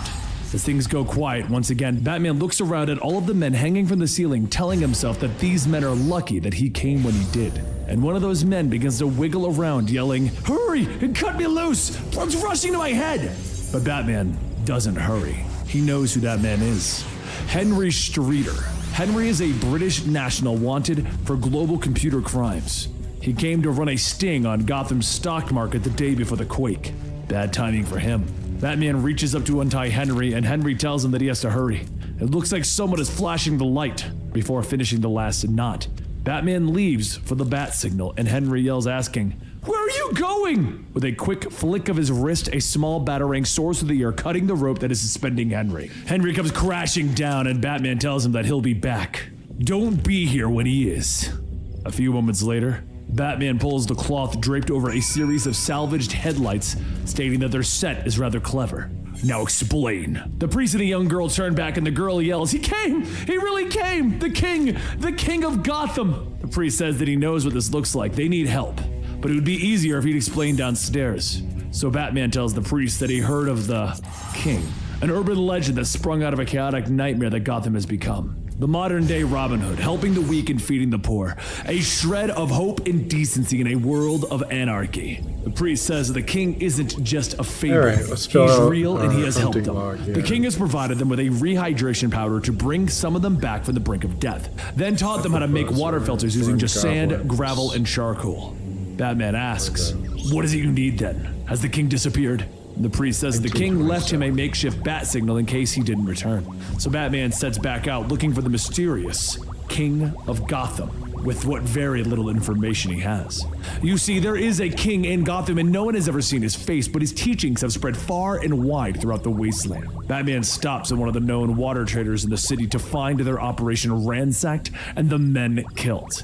And upon investigating one of the deceased, Batman sees scales under one of the men's fingernails. And that scale could only belong to one man.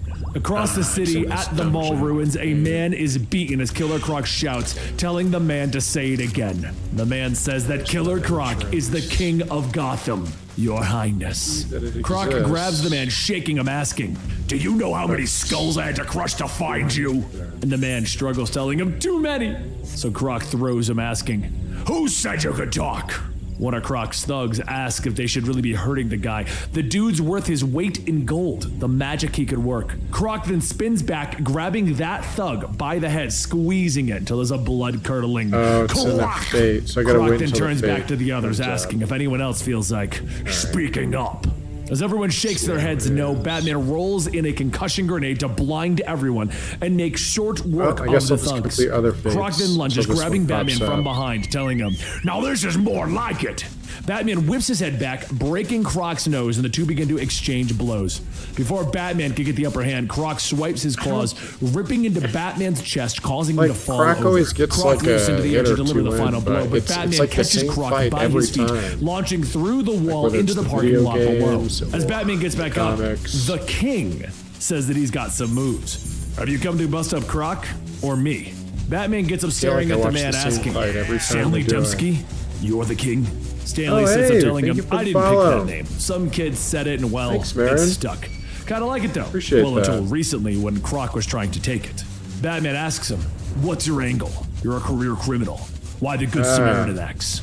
Stanley tells him, "I got old. Sure sped That's run what. that one. I spent so much of my life in Blackgate I figured I'd give back. Teach people some new skills and trades, make a little money.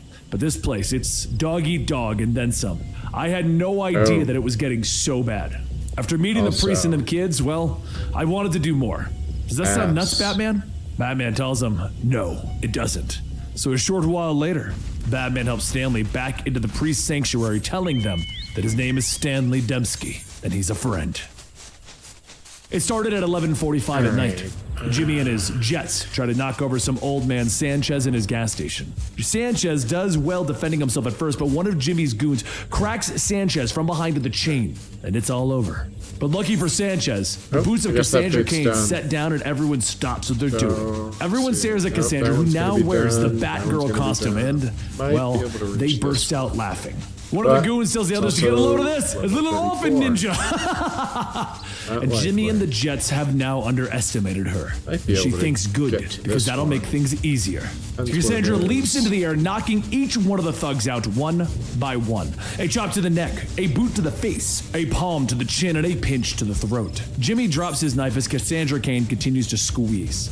She likes it too much. She must stop right now. The message has been delivered. The territory is hers. Sanchez jumps up to his feet, shouting that that's right. Who's laughing now, you bums? And once the scene is clear, Sanchez brings Cassandra into the gas station, and she sends word that the target is secured. All that's left is to send the prearranged command code and wait. Over at the clock tower, Batman receives the command that Cassandra has taken over the gas station. Nightwing tells her that that's good. They can move out now, and Batman tells him no. Joker's forces have now taken the west side. There's too much activity on the northeast corridor. They're going to need to wait till dawn. So Nightwing asks if they're really going to leave Cassandra out there. It'll be a long night for the girl. And Batman tells him, yes, it will be, but she can do the job. See, earlier that night, Batman and the others were looking for a way to secure gas for the generators at the hospital. Problem was, gas is tapped from the tower to Midtown. And that's why Cassandra motioned that she wanted to help, pointing at the map of the city. Batman looks at where she's pointing, telling her, I'm using Mile. It's a war zone between here and there. I can't send you up there alone. Cassandra grabs Batman, pleading with him, and after careful consideration, Batman agrees. She'll go and secure the area, and once things are clear, she will send out a call to retrieve the gas. She will not leave the target area and will not, under any circumstances, let anyone die. So, Cassandra waits, and she waits, and she waits. Sanchez washes the windows, talking about how things used to be, how he knew Jimmy and the others when they were kids. But his talking is distracting. She was there to secure the area, not make idle chat. She climbs up to one of the nearby buildings to get a lay of the land, learn its sounds, its smells, its rhythms, the places where it's fortified and where it's vulnerable. Make it hers. And that's when she hears the voices. Down in the alleyway, one of Jimmy's goons says that he's not sure about this one. It's just a gas station, right? It'll explode if they shoot it with a rocket launcher. Jimmy sets up the old-style rocket launcher on its metal stand, telling him that the Penguin said it was the last one. Gotta prove a point. The others continue to question Jimmy's decision, but then another voice says that it's because Jimmy is scared of the girl. Jimmy turns back, yelling at Django to shut up, but one of the goons says that Django took karate, right? He was a black belt in school. Weren't you, Django? Django steps out of the shadows with his cigarette, telling them all that he was. As he gets closer, the men begin to talk softly to make sure that no one else can hear their plan. And so a little while later, Jimmy returns to the gas station, calling out to Sanchez that he's got something for him and his little girlfriend. Sanchez runs out, shouting that he doesn't have time for her, and Jimmy stops him. What's wrong? Oh, the rocket launcher? Yeah, that's how things are gonna go down. You're either going to give me the gas station or we're going to blow it. Eye contact with Jimmy. And once she's done, well, she cracks Jimmy one. Django rushes in with a broken bottle, but Cassandra can tell that this is going to be easy. She can smell the cigarette smoke off of him. He's most likely out of shape. Jimmy yells to one of the thugs to stop wasting time, fill the can, and when he gets there, he only gets a few single drops. You see everyone stares, and Sanchez stands there smiling, stating that they haven't had any gas for about 3 weeks now. All of this has been for nothing. Jimmy jumps to his feet, shouting, "Bull! You have a stash of gas somewhere? Spill it or the gas station is gone." And Sanchez tries to tell them again that there really isn't any. So Jimmy pulls the trigger. Cassandra quickly runs through, grabbing both Sanchez and the thug and moving them out of the way of the RPG. Seconds later, there's a kaboom as the gas station is blown to pieces. Cassandra charges in, kicking Jimmy, beating him to the ground when Sanchez tells her to stop. He knows that she's angry, but she can't sink to their level. If she stomps his face in now, she'll lose something more important. Her principles. Don't turn into another animal and don't stop caring. Cassandra pauses and she walks away. Batman steps out of the shadows, telling her that she followed orders. Good job, soldier. And as it turns out, Sanchez did have a stash of gas hidden in the hot dog stand down the street. With that, the generators of the hospital can keep running for another 2 weeks, and the injured were taken to the MASH unit and treated, and time passed. Broken bones healed, things will never be the same.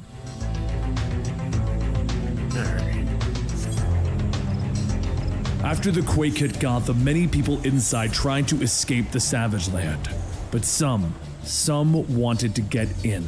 Bane was outside of the city when the buildings fell, and right now it's the perfect time to claim what belongs to him. Bane has no problem with delayed gratification. In fact, waiting is something that he is very familiar with. While others saw Gotham as a city in ruins, Bane saw La Penaduro in Santa Prisca, the prison in which he was born and raised in. To him, this new Gotham, this was home. As Bane pushes the button on his remote, a speeding car carrier heads straight for the hole on the Channel Bridge that is separating Gotham from the mainland. The police on patrol there try to stop the truck by shooting out its tires when suddenly the truck stops before going over the edge. The police open up the door and they see that there is nobody inside, only a radio-controlled device hooked up to the gas pedal. This is what Bane wanted. This is what Bane planned for. He grips the steering wheel to the van that he's waiting in and he aims for the ramp on the car carrier. As the van soars through the air, Bane thinks back to when he was in Blackgate. There was a prisoner by the name of Axel. As Axel had tried to assert his dominance by ambushing Bane in the laundry room, it wasn't Bane who was ambushed. It was Axel. Bane stood over Axel, who had failed at his job, asking, "Who are you?" And Axel told him that he was king. Bane focuses, flexing his muscles, telling him that he was king, and now he shall be king again. The van comes crashing down on the other side of the bridge, and the lowlifes quickly surround him. One man opens up the door, but Bane is already gone, escaped out the back. Then the man sees Bane swinging from the steel beams underneath the bridge, headed towards Gotham. He calls out to the others, and then sees that Bane has left a bundle of dynamite under the van. The explosion catches the attention of Batman, who within moments arrives on the scene, and one of the men weakly states that it was Bane. He went down into the tower pier. Batman quickly follows the trail of bodies on his way to the pier, and then he notices the sewage area, and he sees a film on the water that is yet to be disturbed, which means... But before Batman can finish his sentence, the giant fist of Bane swings through the air, punching Batman right in the jaw. The force of the hit knocks Batman onto his back, and just as Bane gets ready to stomp onto his head, Batman catches it. The two go back and forth, hitting each other until Bane takes out a stick of dynamite, tossing it down a pipe. A second later, another explosion goes off, flooding the passage. Batman crawls out of one of the manholes when he sees a nun standing there, and he asks, "Which way did he?" But the nun says, "The brute of the man in the mask? He came out of the other manhole and he went into the old prop warehouse." Batman hurries over, stating that this is a strange place for a showdown. This venue is more appropriate to the Joker. Bane stands there telling him, "The joke is on you. I broke you once before and I will break you again. I am going to be king. It is my destiny." Batman runs in, tackling Bane, but Bane easily lifts him up, throwing him into a stack of boxes. Bane charges in, punching Batman, stating that he was in the throes of Venom.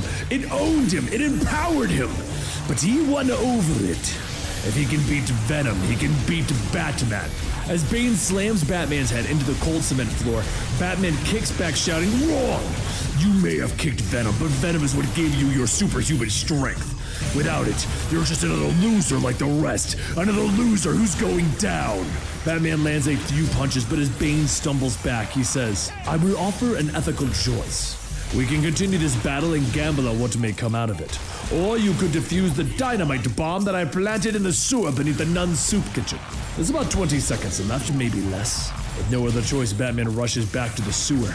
And then Bane walks out of the warehouse into the alley, telling himself, "It is a beautiful day to start anew." But that's when some local thugs call out that someone just walked into their turf. Where does he think that he's going? Bane turns back, telling him, "I am king here, and I am home." A little time passes, and a group of thugs take out their knives and guns, telling an unexpected traveler that he walked down the wrong alleyway. and there's no way that he can take them all out. Bane grabs one of the thugs, telling them, "No, not all. I just need one of you alive, but only one. I am Bane." The female thug tells him that she knows who he is. He used to run Gotham, but the key word is used to.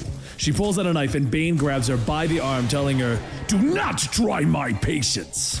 You being alive is not based on your gender. You just offered the least threat, now come."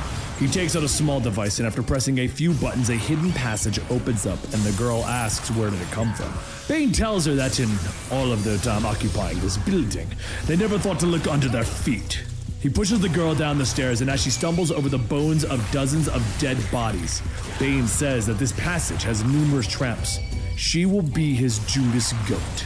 The girl carefully steps on the bones when suddenly there's a click. A gun springs out attempting to shoot but fires nothing. And Bane says that it would seem the gun is out of ammo. Our skeletal friends there took the teeth from this trap. As the two reach the bottom, Bane takes out the device and the girl asks what is in the safe here. Money? Food? Bane tells her no. Something far more valuable. The man who owns this has this place far beneath the streets. And he's a man prepared for any tomorrow. He is a man who wants to own all of Gotham, though his name is unknown. Bane walks into the giant vault and returns holding a large minigun, and the girl asks what does he plan on doing with that. He says that he will spend it in meaningful carnage.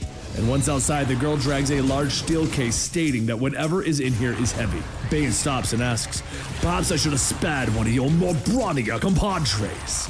The girl sighs, stating that maybe they should have, and Bane motions to continue.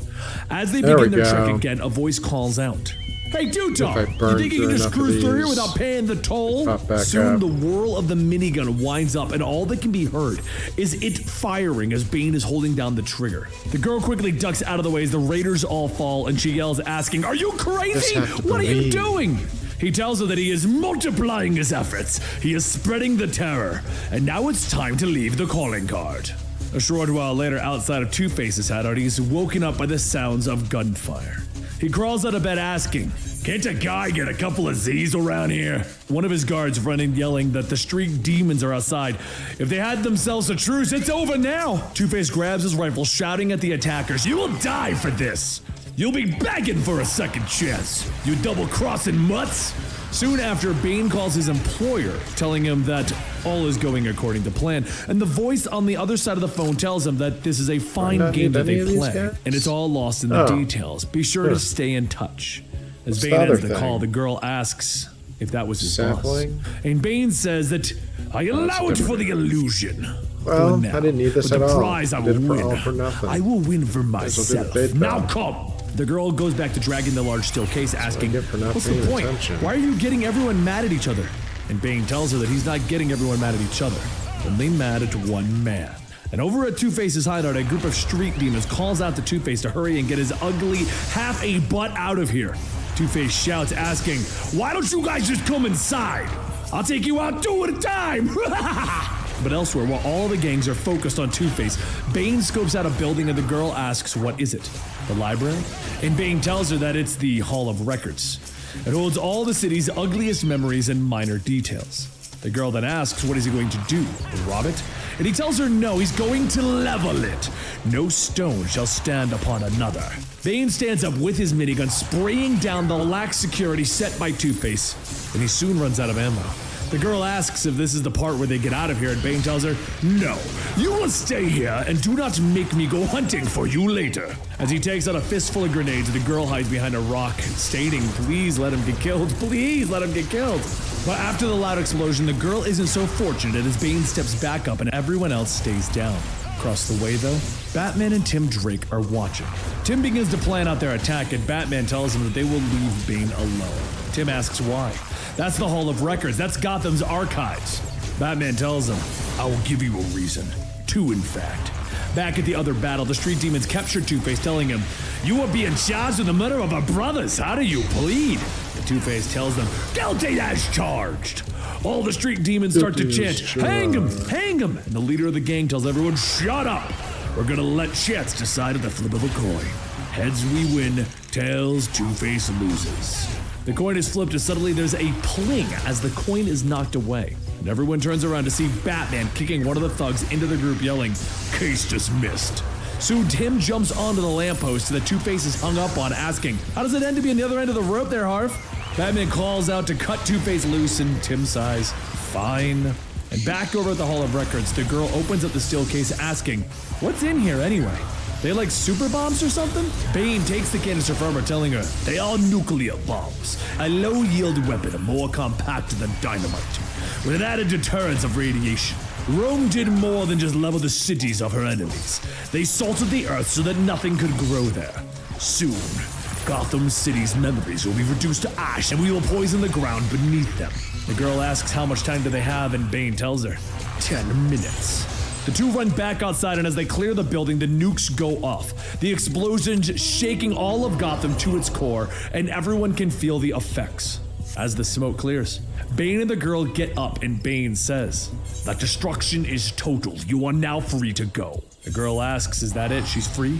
And Bane tells her, "One last request. Bear witness. Tell everyone what you saw tonight." A short while later, as Batman arrives, Tim scans the area, stating that the radiation is a scooch higher than normal. Now, one of the reasons you wanted Bane to have his way was to save Two-Face, but what was the second reason, Batman? Batman tells him, "Bane had no reason to destroy the city's records, but someone did. And soon enough, that person will step into the light."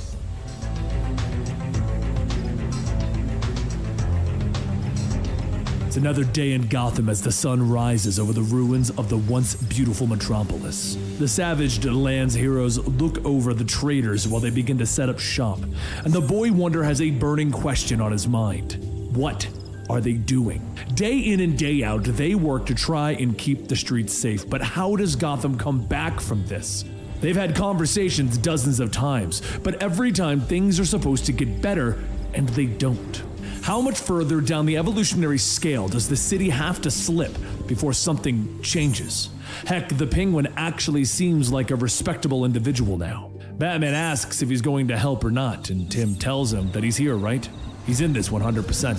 So Batman hands Tim a label of canned peaches, stating that there's a surplus of food expiring in the 90s. The cans have started appearing up in the North Grand and Front Street in the black markets. As the cash that Penguin and the other scavengers haven't uncovered yet. Starvation is the weapon here. Food is the power. We don't want it in the hands of the profiteers. Meanwhile, at the unknown location of the cash, the black market sellers return to their stockpile when they notice that some of the boxes had been chewed on by rats. One of the men sees a rat skittering away and yells that they need to catch it.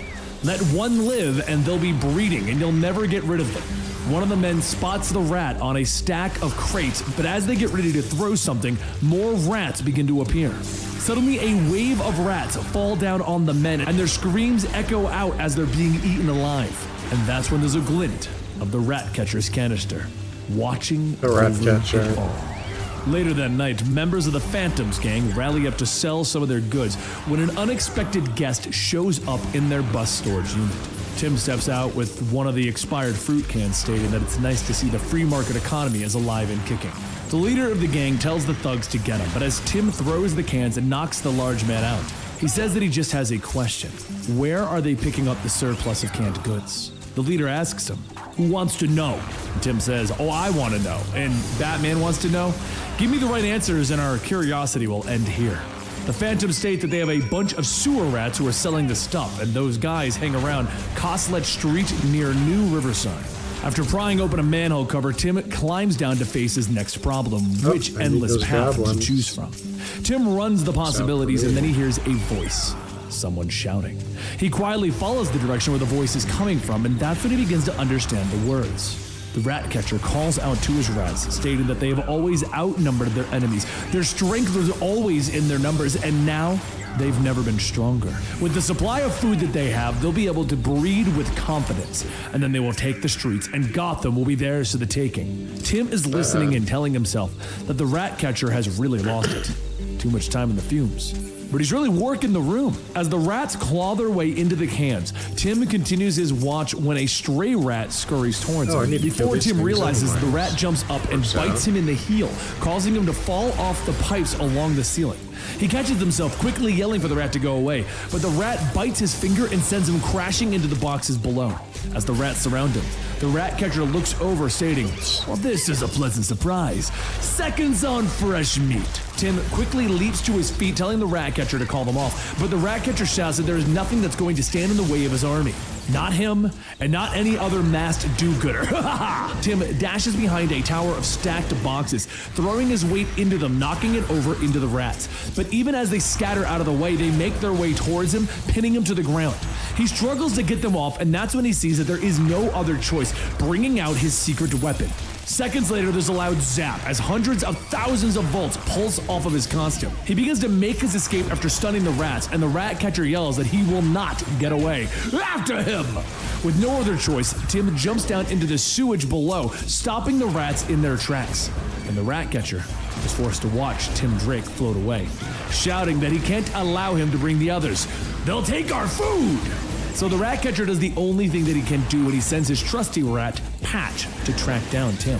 After tumbling through the pipe system for a while, Tim manages to grab onto a broken piece of metal, climbing up onto a nice ledge. way of saying With hardly any energy left, Tim hurries to the abandoned subway station connecting the sewers to the rest, and he begins to take some antibiotics to avoid the infection.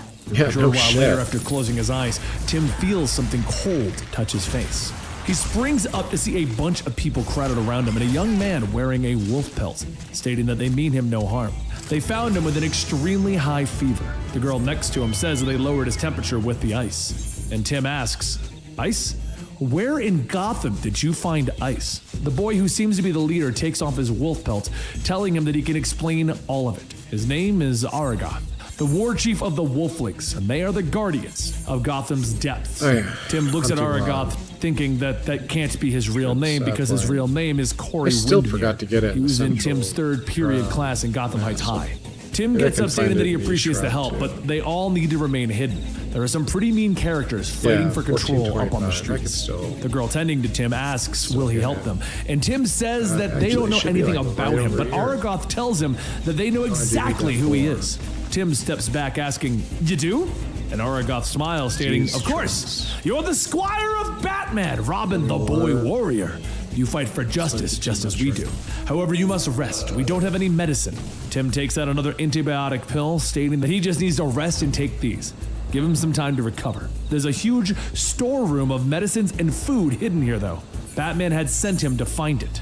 Aragoth calls out to the other wolflings, asking, "Did you hear? The rumors are true. Here we go. There's a quest for the wolflings." Tim tries to tell him not to go, but the girl tending to him says that he must rest. He ignores her request to catch up with the others, and Aragoth looks at him, stating that he is ill. Please allow the chief of the wolflings to fulfill the Batman's will. Tim tells him again that they can't. There are some really bad guys out in the sewers. Aragoth shrugs off the comment, stating that Robin's danger is the wolflings' danger, and they will complete their quest. Meanwhile, in another part of the sewers, the rat catcher walks through the sewage where Patch suggested that he go, and stumbles upon some floating ice. He asks where it came from when suddenly he realizes the question is not where did it come from, but who. The rat catcher takes off his mask, telling Mr. Freeze that it's been a while. Last time they saw each other, it was Blackgate. And Freeze says, "Ah, the Rat Man. Maybe you know where the supposed hidden stockpile of goods are located. It is said that it is in some kind of warehouse." Ratcatcher thinks for a moment and says that he's not so sure. He's been down here since Blackgate and hasn't come across anything like that. Wish he could help.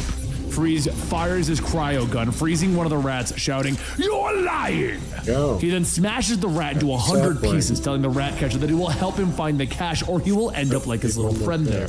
Ratcatcher says, all right, you win." But back with the wolflings, Aragoth leads his pack through the sewer system when Wind Rider crawls out of the vent, stating that he's found it. A room full of a whole bunch of stuff. The wolflings all quickly pile into the vent, and they crawl through to the other side to find Ratcatcher's stash. Just as they begin to pick out things and bring them back one at a time, one of the wolflings spots a rat.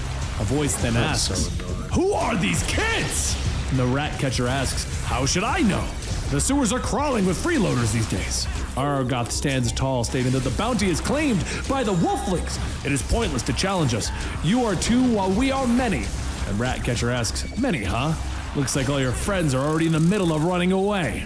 Back a little ways, Tim is pushing through his fever, looking for where Aragoth went, when suddenly Wind Rider and another of the Wolflings run past him.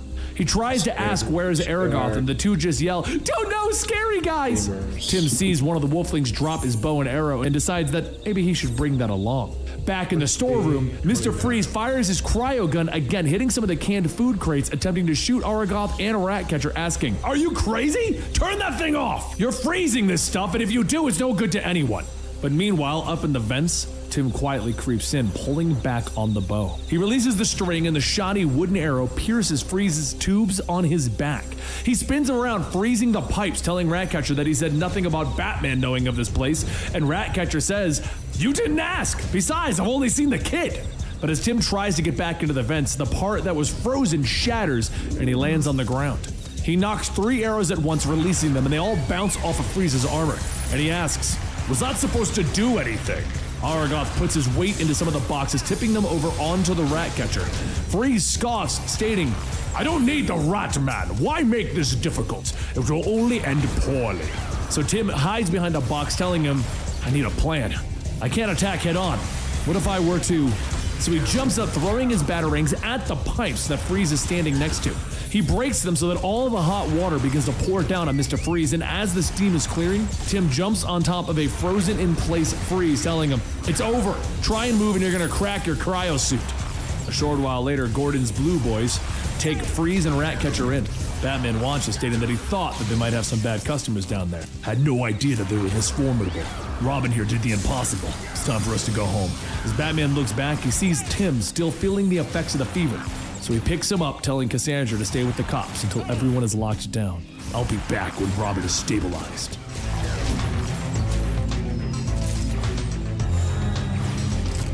As the moon hangs over Dr. Leslie Tompkins' clinic, a shadow is looming over some looters stealing supplies. Azrael tells them that they don't want to do this, but one of the looters says that they've got to.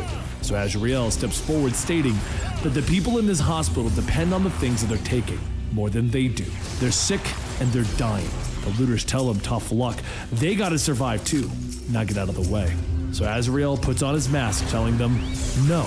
As the men charge at him, Azrael asks himself, who were these men before they found themselves in this cruel place? Criminals, muggers, perhaps thieves, or even murderers?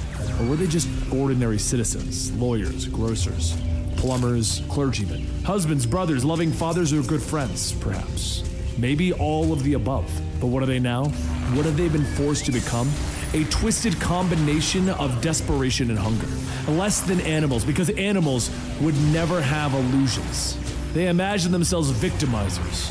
But can they possibly realize the truth that they themselves are victims?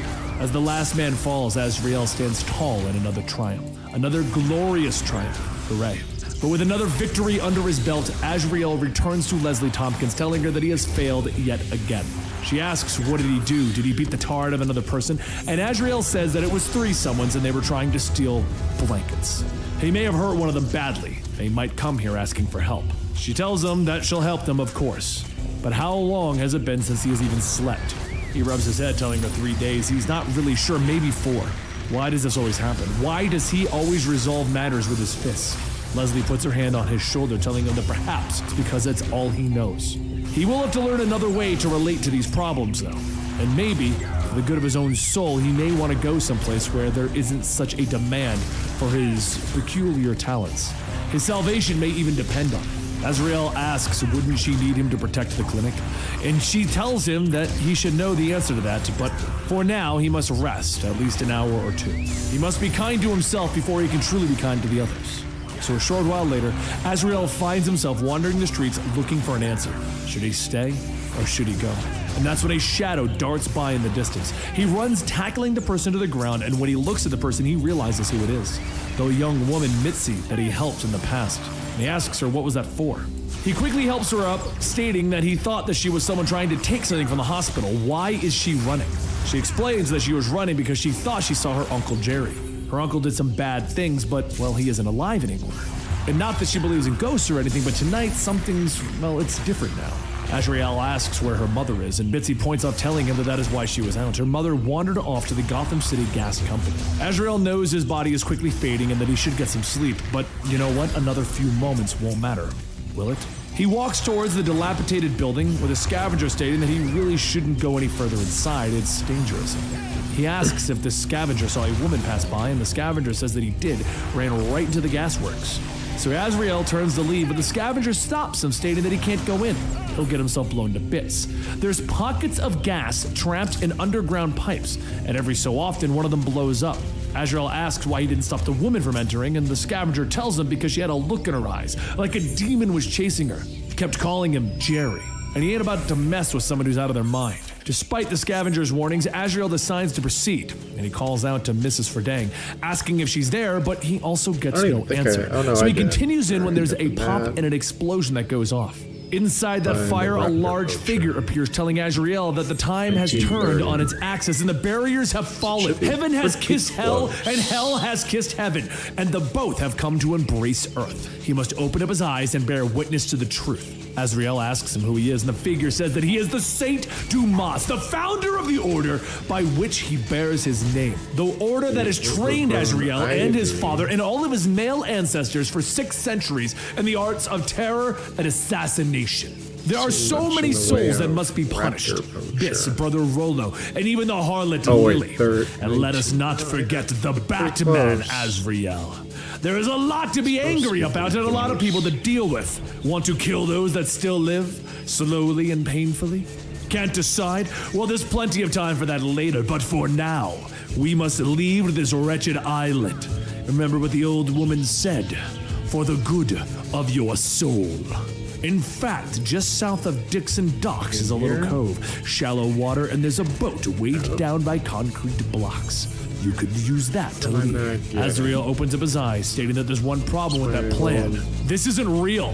I was starving and exhausted and in shock and hallucinating. St. Dumas tells him, you can believe that if you want, but look for the boat. And by the way, the woman you are searching for is hiding along the east wall.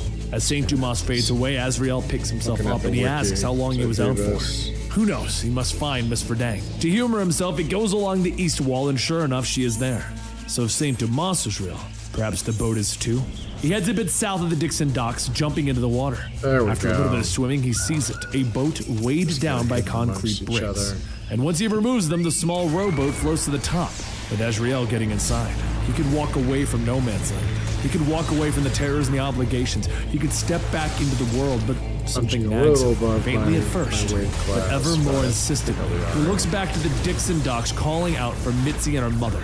He tells her that she should have no problem getting across. Just try and steer a bit and let the current carry you guys away from here. She says that she hopes that they can meet again, but before they go on this boat, she has one last favor to ask. She wants to see the face of the man that is giving them freedom, that is sending them away from Gotham City. Please remove your mask. Mitzi kisses Azrael on the cheek and then helps her mother into the boat. And they row off into the night, free of this treacherous city. There's a large thunk as a small chest of jewels and money is set on the table, and a man says that he needs a way out. All of this is theirs if they can make it happen. Phantom gang leader Shank kicks his feet onto the table, asking if that's everything. Well, that'll work. We got ourselves a deal. The man jumps up asking, really? Thank you, thank you. Shank waves his arm, stating, yeah. Show this man the exit, guys. Shank's goons walk the man to the dark door. Then the man asks if he's gonna need a flashlight or something. One of the goons opens up the door, kicking the man in, stating, you ain't gonna need one, bon voyage. The man tumbles down the stairs asking, which way am I supposed to go? But as he gets up, he walks around, tripping over a pile of bones, and he hears a faint sound. He looks up to see a dozen cannibals surrounding him, and as he realizes what's about to happen, all he can say is, oh, man. Back up in the vault, Shank's girlfriend, Delphine, asks if he got another sucker. Shank tells her, yeah, this one paid large.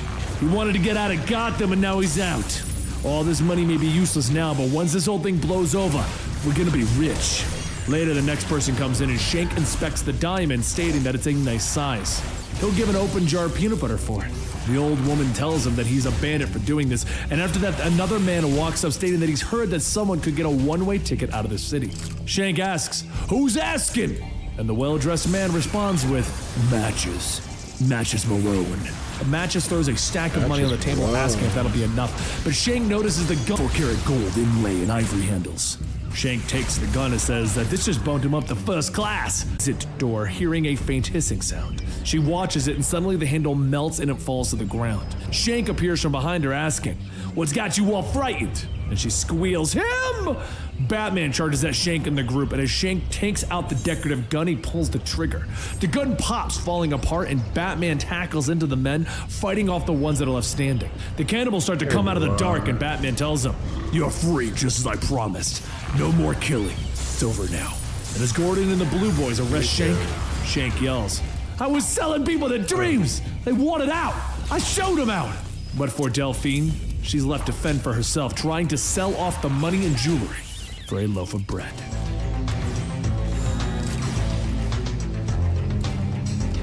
As the military keeps watch over the bridge that once connected Gotham to the rest of the world, they suddenly feel a gust of wind, and they see the blue and red blur zoom by. The red and blue blur is none other than Superman himself. But to blend in, Superman flies into a phone booth to replace his costume with some tattered clothes as to not raise questions. He walks the streets and notices a man trying to get crops to grow, and he sees that he's trying to grow okra. The man shouts to Superman to get away, but Superman stating that this will help it grow and allow water to be easily absorbed. The man says that's fine and all, but there ain't no water to absorb. Cold snap's been holding off the rain. As Superman replants the seeds, the old man says that he can help them over there at the community garden, though. They have a small setup going at the police station. Superman tells the man, of course, he could leave now. After a short walk, Superman notices a woman sleeping on the steps of the police station, and he asks if she's okay. She grabs her shiv, telling Superman to get away, and if he tries anything, Batman will come and beat him to a pulp. Superman laughs. "I'm sure Batman will." The woman then says that it's not safe for them to be here. This is Blue Boy territory. They need to go before they blow her cover. She works for the org. Superman holds his hand up, telling her to be quiet. He can hear someone coming. It's at that moment that a group of police officers in raggy clothes come walking up, and the girl quietly says that they aren't the Blue Boys. One of the officers takes out his gun, stating that it's a little late for them to be wandering around, and Superman asks, "What's the problem here?"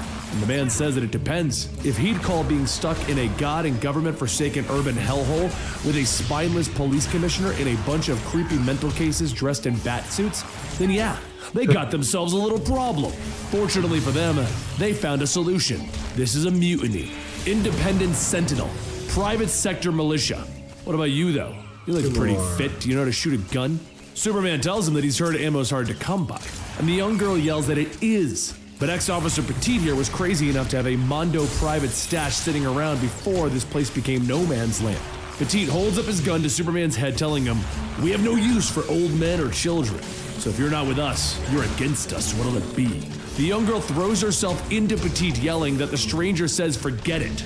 And Petit falls back, taking the safety of his gun and pulling the trigger. The gun goes off, but Superman quickly uses his heat vision to stop the bullet. Everyone tries to pile on to Superman, but that's when Batman appears, knocking everyone out. As the remaining of Petit's gang begins to run away, Batman tells the girl and the old man to hurry back home. And once the coast is clear, Batman motions to Cassandra that everything is secure. Superman says that it would seem that he's not working alone. Batman asks Superman what he's doing here after their last encounter, and Superman asks if he can go to the community garden. There's something he'd like to see. But to answer his question, he got a tip that the techno-terrorist group Locust is still trying to make Gotham its private lab, possibly with an aerial germ assault by small remote drones. The two scan the skies, and as Superman locks onto something, Batman asks if there's anything up there. And at the same time, both men say excuse me so that they can go deal with something. And then they return to their original spots. Superman then says, look, he came to Gotham to check up on Locust, but also walk among the people to really try and understand what happened and what it will take to help. So as the two of them reach the garden, Superman looks at the crops, and Batman says that he appreciates the concern. They have a good team in place here. Superman looks up asking if there's anything that he needs other than rain, and Batman tells him that he has everything under control. Superman shakes his hand, telling him, okay, well then, if you don't need me, others might. Good luck with everything, Bruce. He walks out of the garden, changing into his costume, and he flies off. And Batman stares at the crops for a moment as it begins to rain. As Killer Croc is fitted for his new suit, he shouts that he ain't going back to the sewers.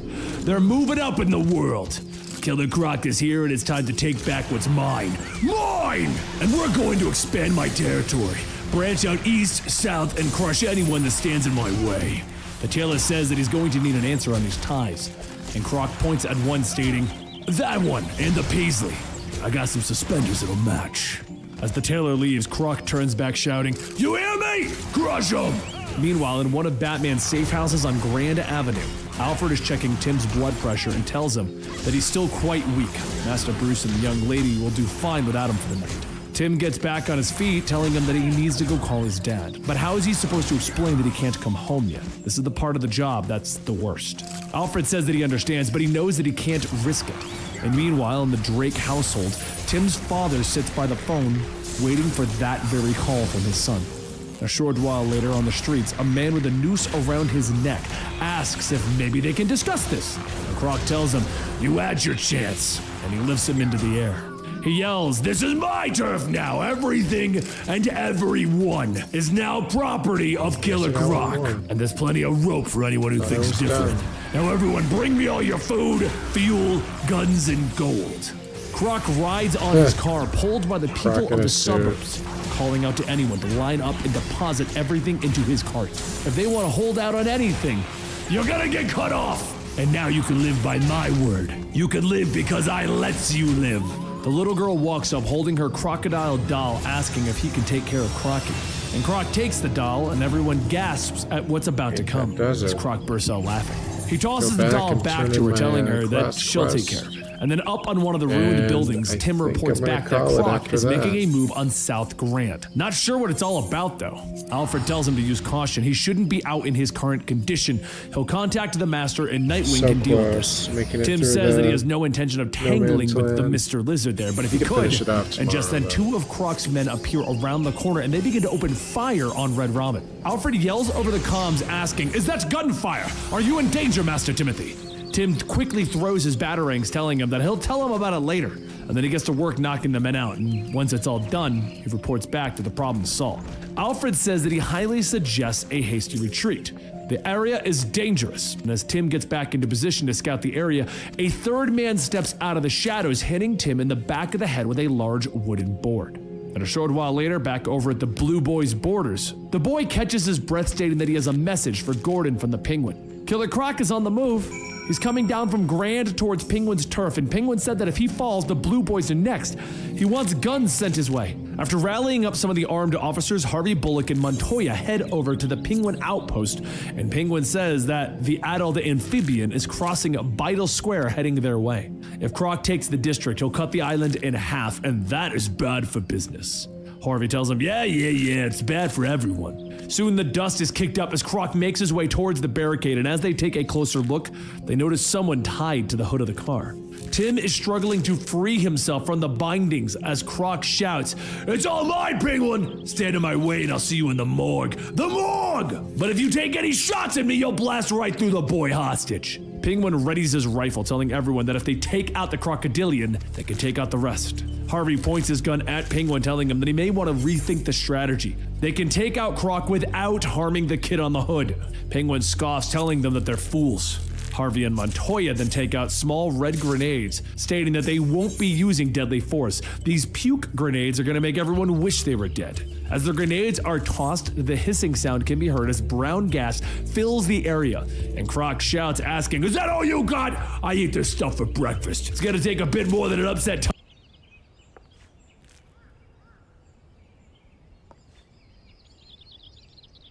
All right, well, that's going to do it for me today.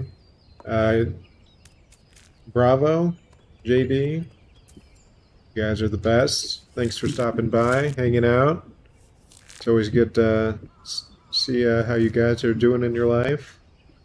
But, until tomorrow, whether you watch now or later, whenever you are, wherever you are, be good out there.